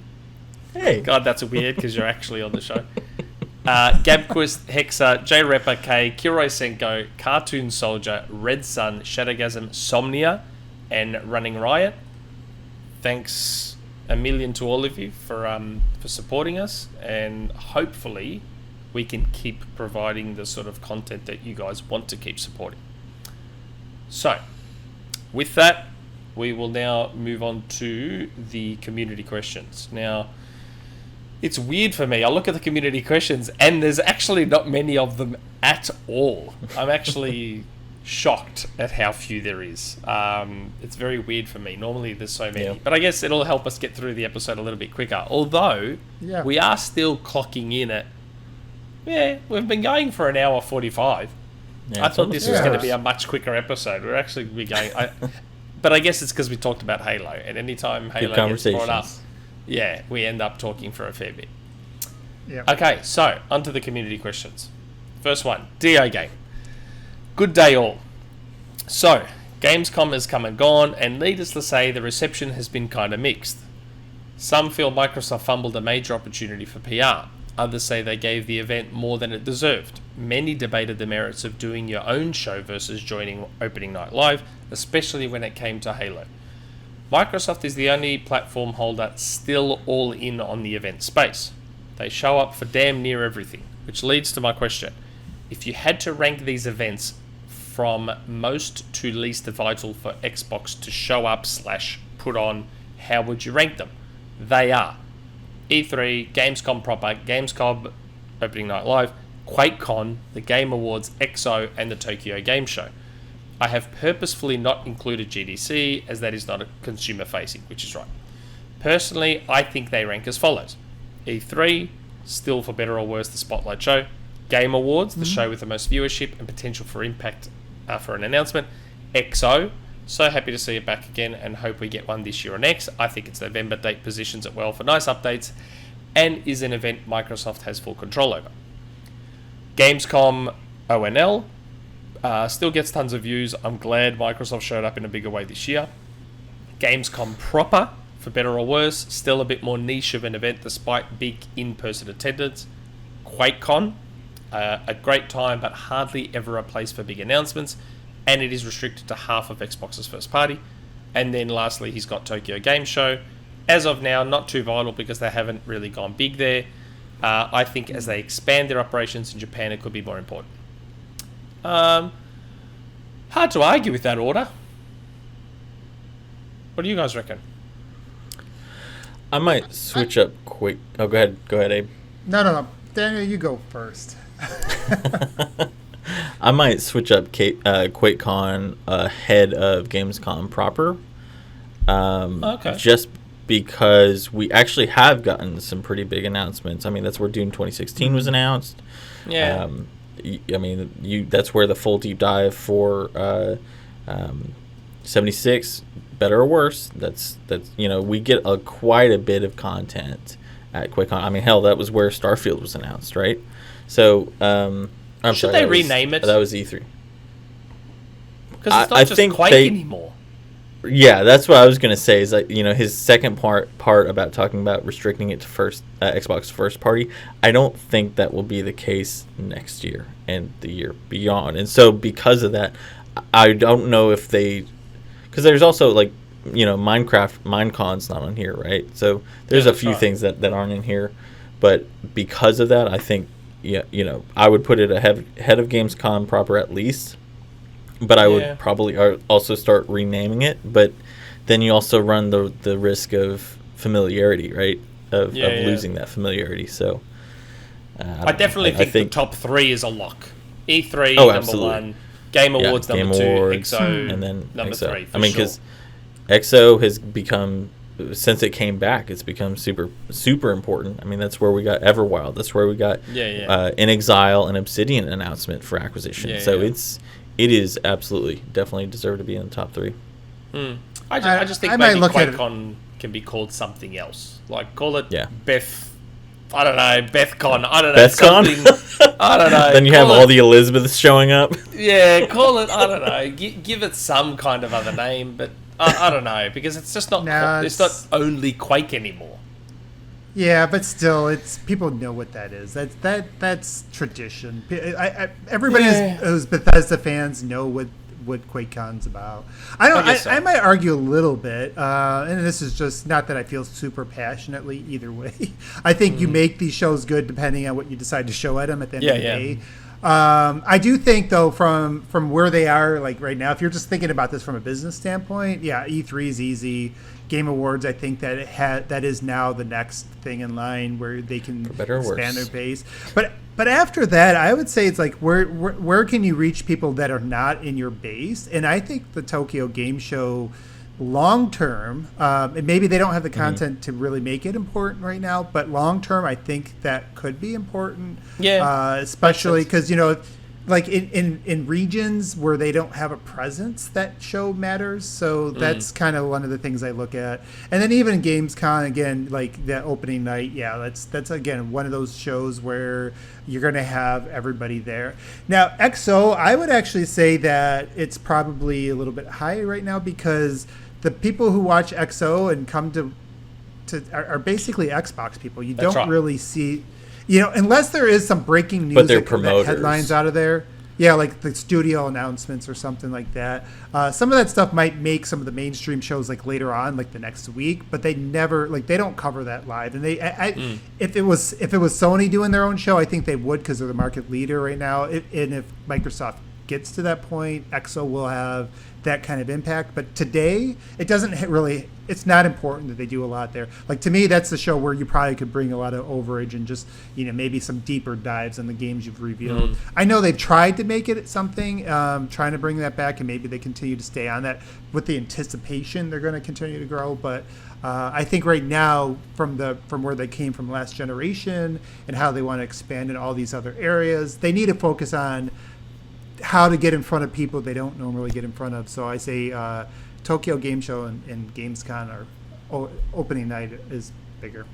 Yeah, fair enough. Again, I don't feel super passionate either. Yeah, I think the biggest problem with TGS is that almost no one is, like, even Japanese publishers and studios aren't really donating, putting a lot of effort and time into it. Because when was the last time anything major from Sony has been shown at TGS?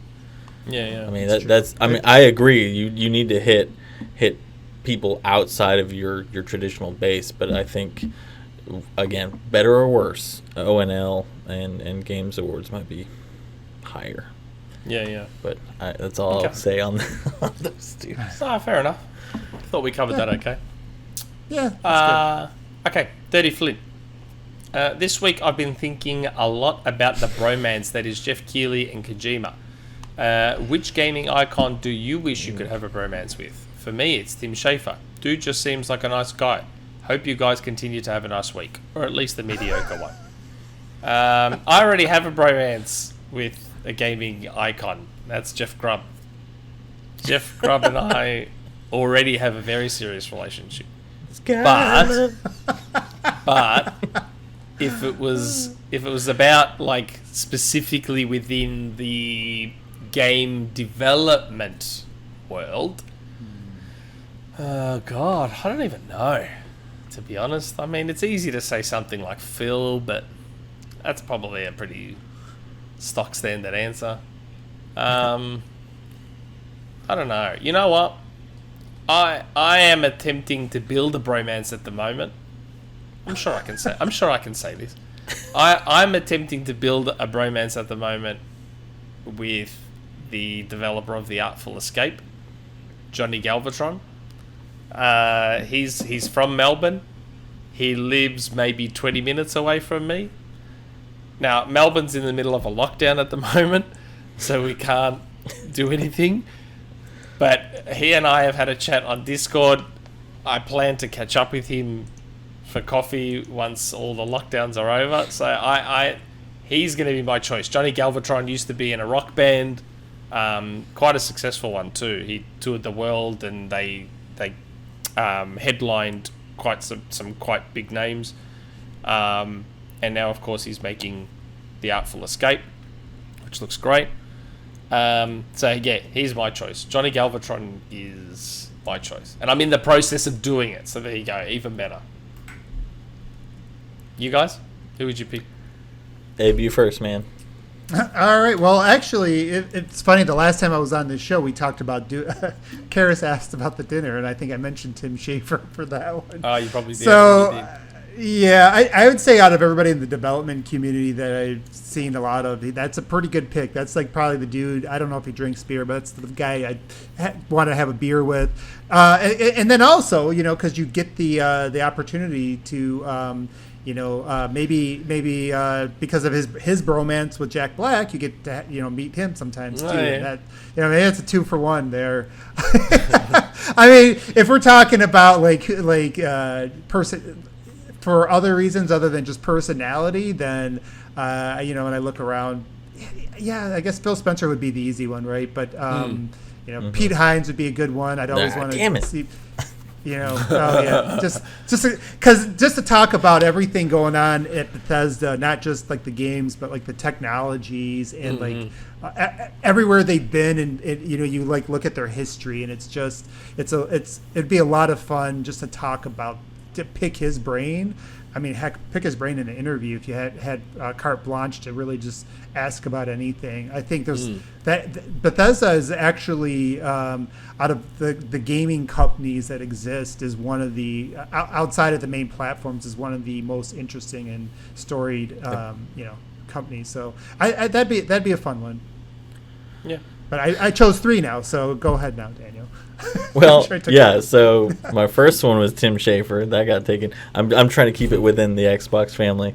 And then Pete Hines was the next one because he also he does dog rescues. He's just like a genuinely good dude. So he'd just be all the reasons you said, Abe, and then some. So I guess I'd have to either go with Harvey Smith from Arcane or Shinji Mikami-san from Tengo, who obviously Mikami's good. Yeah, I mean, created Resident Evil, Beautiful Joe, product number 3, which nobody played except me apparently. Like Evil Within, obviously his history is incredible, but Harvey Smith too. Like that guy was there from the roots of Arcane's existence, and has been through all their ebbs and flows of funding and post-acquisition with Bethesda and now post-acquisition of Xbox. And I would just love to hear from somebody who is so involved with such an incredibly creative team. Like, what is that journey like? Same thing with Tim Schafer. Like my wife and I have been talking about it because she never had like history with Double Fine or with LucasArts like I did. And like she watched me go through the first Psychonauts and she then saw me go through the Psychonauts too, and she was like, holy shit, you can see like some of the same ideas still exist, but just like the level of polish and funding that they've gotten, like how much of a relief is it to not have to worry about running your business or having to pay the light bills, like I just wonder what else is rolling around in that head now that you can kind of lift off that off his shoulders and but that was taken, so I'll stick with either Mikami-san or Harvey Smith. Good answers. I mean, a little bit, mainstream, but whatever. Wasn't as No, as cool you and definitely unique have as the my more answer, but artful. whatever. No, yeah. Nobody's cool like you, Nick. We don't have right, conversations with. That's right. I don't go with cool. I'm not a sheep. I don't go with just the mainstream options all the time. Yeah. Arcane isn't mainstream. I'm unique. Nick you bring all the cool to XboxEra. That's right. I tried being cool once. It was a really difficult week in my life, and I just. I'll hand that baton off to you. I don't go with the mainstream option, says the guy that plays Fortnite and Rocket League Right. all the time. And yeah. So, did you do that while you're listening to Justin Bieber? Yeah, right. Taylor Swift. Hey, actually, I will say my music taste is very much an acquired taste. That I will say. Okay. Last question. Beast Mode 10. Hi, Nick, Abe, Daniel. Hope Nick can provide a good segue and start a conversation into topics like John does. Otherwise, I suspect you will be reading community questions 20 minutes into the podcast, LOL. Hey, it was nearly 2 hours in. Come on. Now this is a weird question. Which of these has the potential to be the next big IP? Now that to me reads like it's some new game that's coming out. Right. But then he lists Phantom Dust, Blue Dragon, and Lost Odyssey. These games had their chance to be the next big IP, and they didn't make it. Would you prefer that some of the newer Japanese creators make this, or should they be handed over to someone in Xbox Game Studios or Bethesda with a Japanese executive producer? If you think someone in Xbox Game Studios plus Bethesda should do this, please mention the studio for each of these games. Also, he says, and I was going to do this anyway, please do advertise the community corner too. Keras has written a fantastic article on Viva Piñata, with others being inspired to follow in the footsteps. We'll address the question, but I was going to mention Keras because we didn't get a Keras question, which was going to then lead me to mentioning the community corner. But we'll address the question first. So yeah, he's kind of worded it in a way as if Phantom Dust, Blue Dragon, and Lost Odyssey are new games. I'm guessing he's alluding to if they were going to try and bring them back. Yeah. I guess that's what I think. Yeah. Which would be bigger? God, I think it feels obvious, doesn't it? I don't know. Mm-hmm. No, like a part of me wanted to say Phantom Dust at first because of the whole card thing where that's more prevalent these days in games and all that sort of stuff. But then it did come back. They ported the original and released it for free, and I still don't think anyone played it. I mean, if we're talking about in relation to Xbox and how the Xbox market is today, I'd probably say Lost Odyssey. Because absolutely, I think that's the easy one. I mean, because you had the creator of Final Fantasy making that, and that was a big marketing. And it's funny because that his studio. I don't think they were ever like this big studio that did all of that. I think they worked for the development. Mistwalker isn't like they don't have like 300 people making AAA games. But I did see him leading another project. I think it's on Apple Arcade right now. That looks pretty good. For an Apple Arcade game. And it's like, man, does he still? I'll be curious to see how that reviews, because you wonder, does he still have the chops to lead something like that? I think that is to me that seems like an easy one. It's a Japanese RPG. It's led by a big name. That's something that, especially with Game Pass, you just feel like maybe it didn't click back then, but really Xbox was just getting its momentum at that time. It wasn't big when it came out.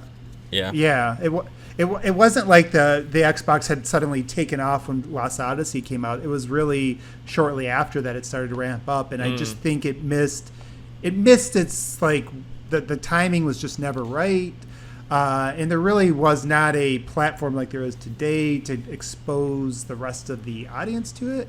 People who played it, though, that's the one. I mean, I know there's some Phantom Dust fans out there. In fact, I think our friend Miles, that's his big thing. Yeah. That's the one he would pick on that, and it does have a really small but passionate following. But Lost Odyssey has potential to go a little bit more mainstream, so I think that's easy. That is one that I think they should try to bring back. Actually. As a counterpoint, though, I played Blue Dragon and quite enjoyed it.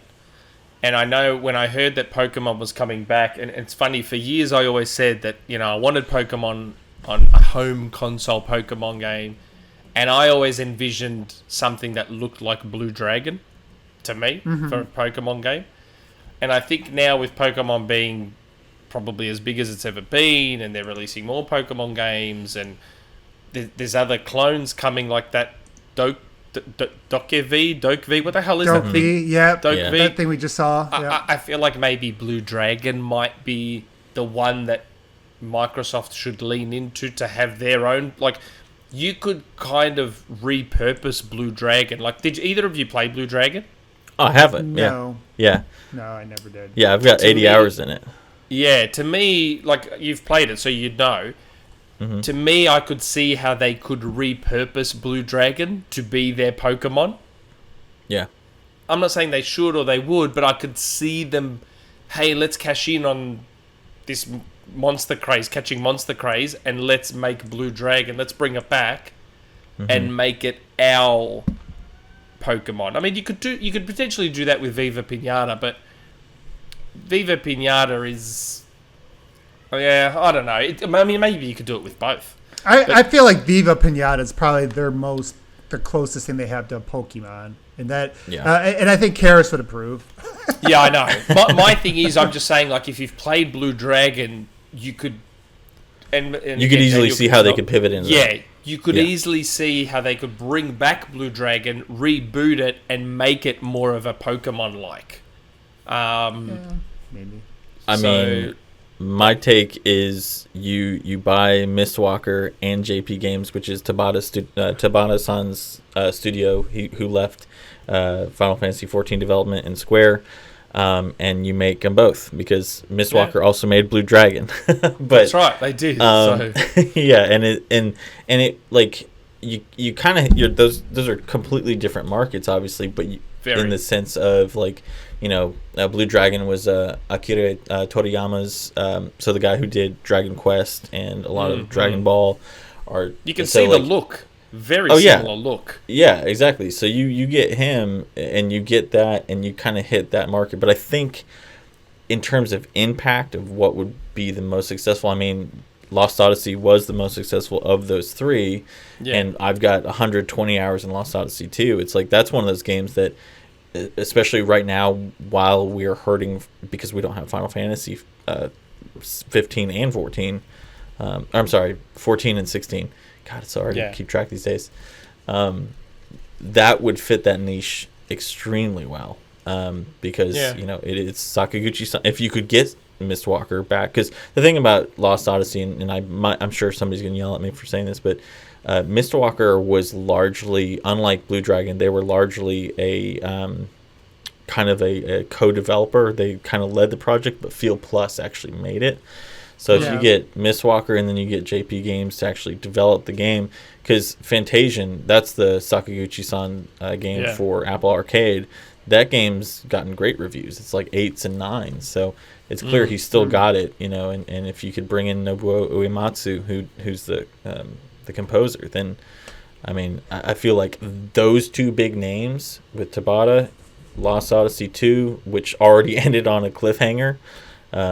So for people like me who've been waiting since 2008 for a sequel, like that I think would make that absence of Final Fantasy far less impactful than it is right now.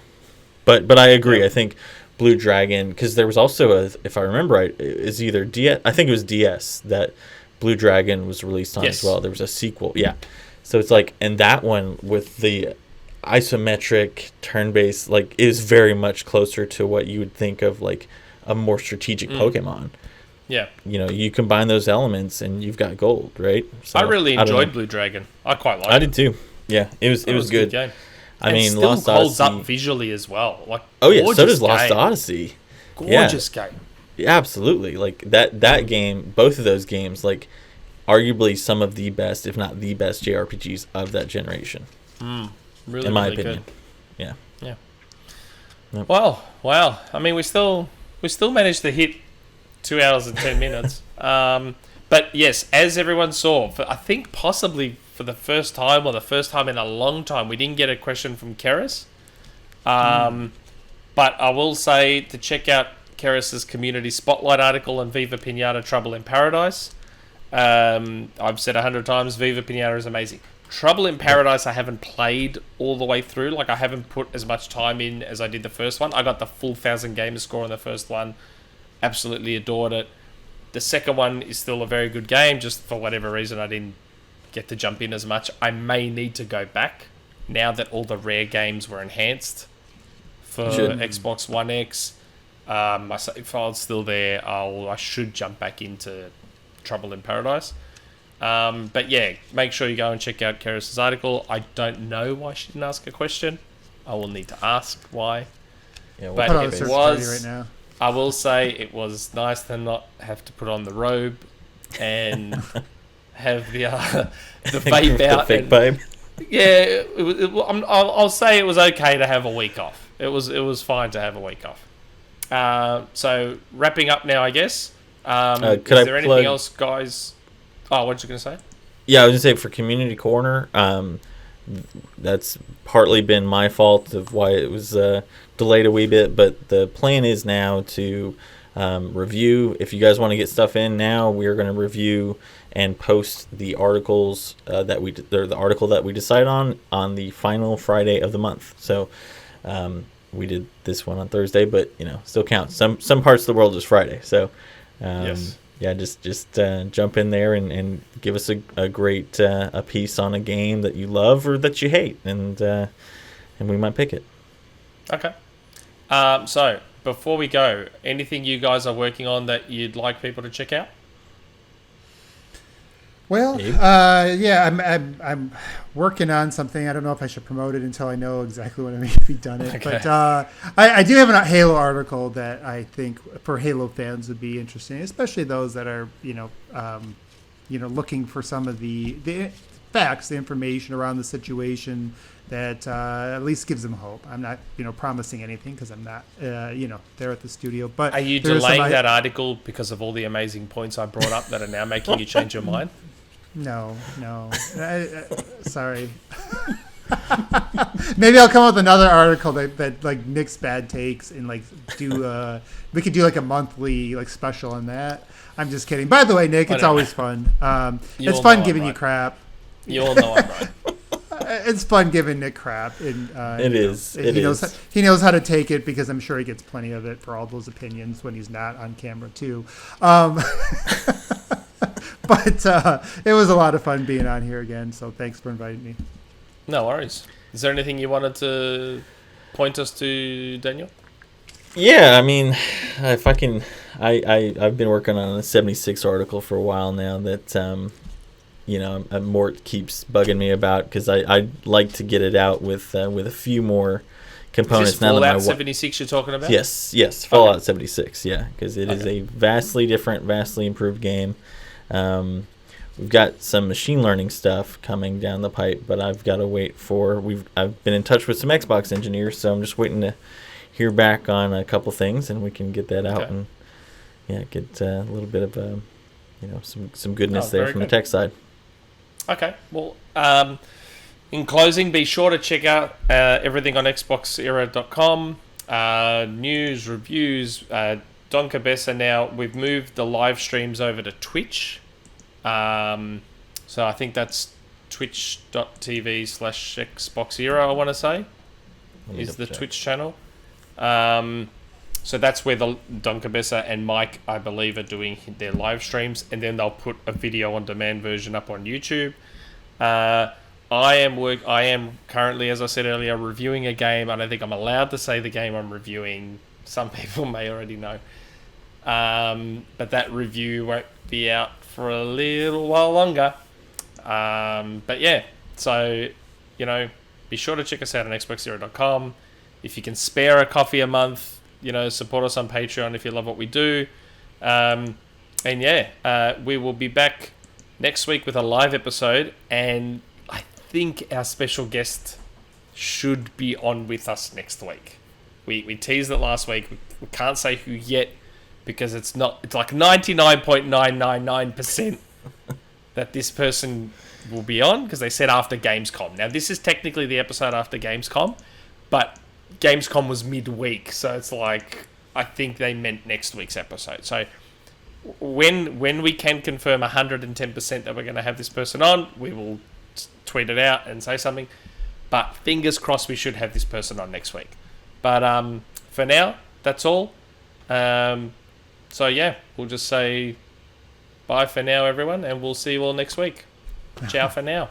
Cheers. Bye.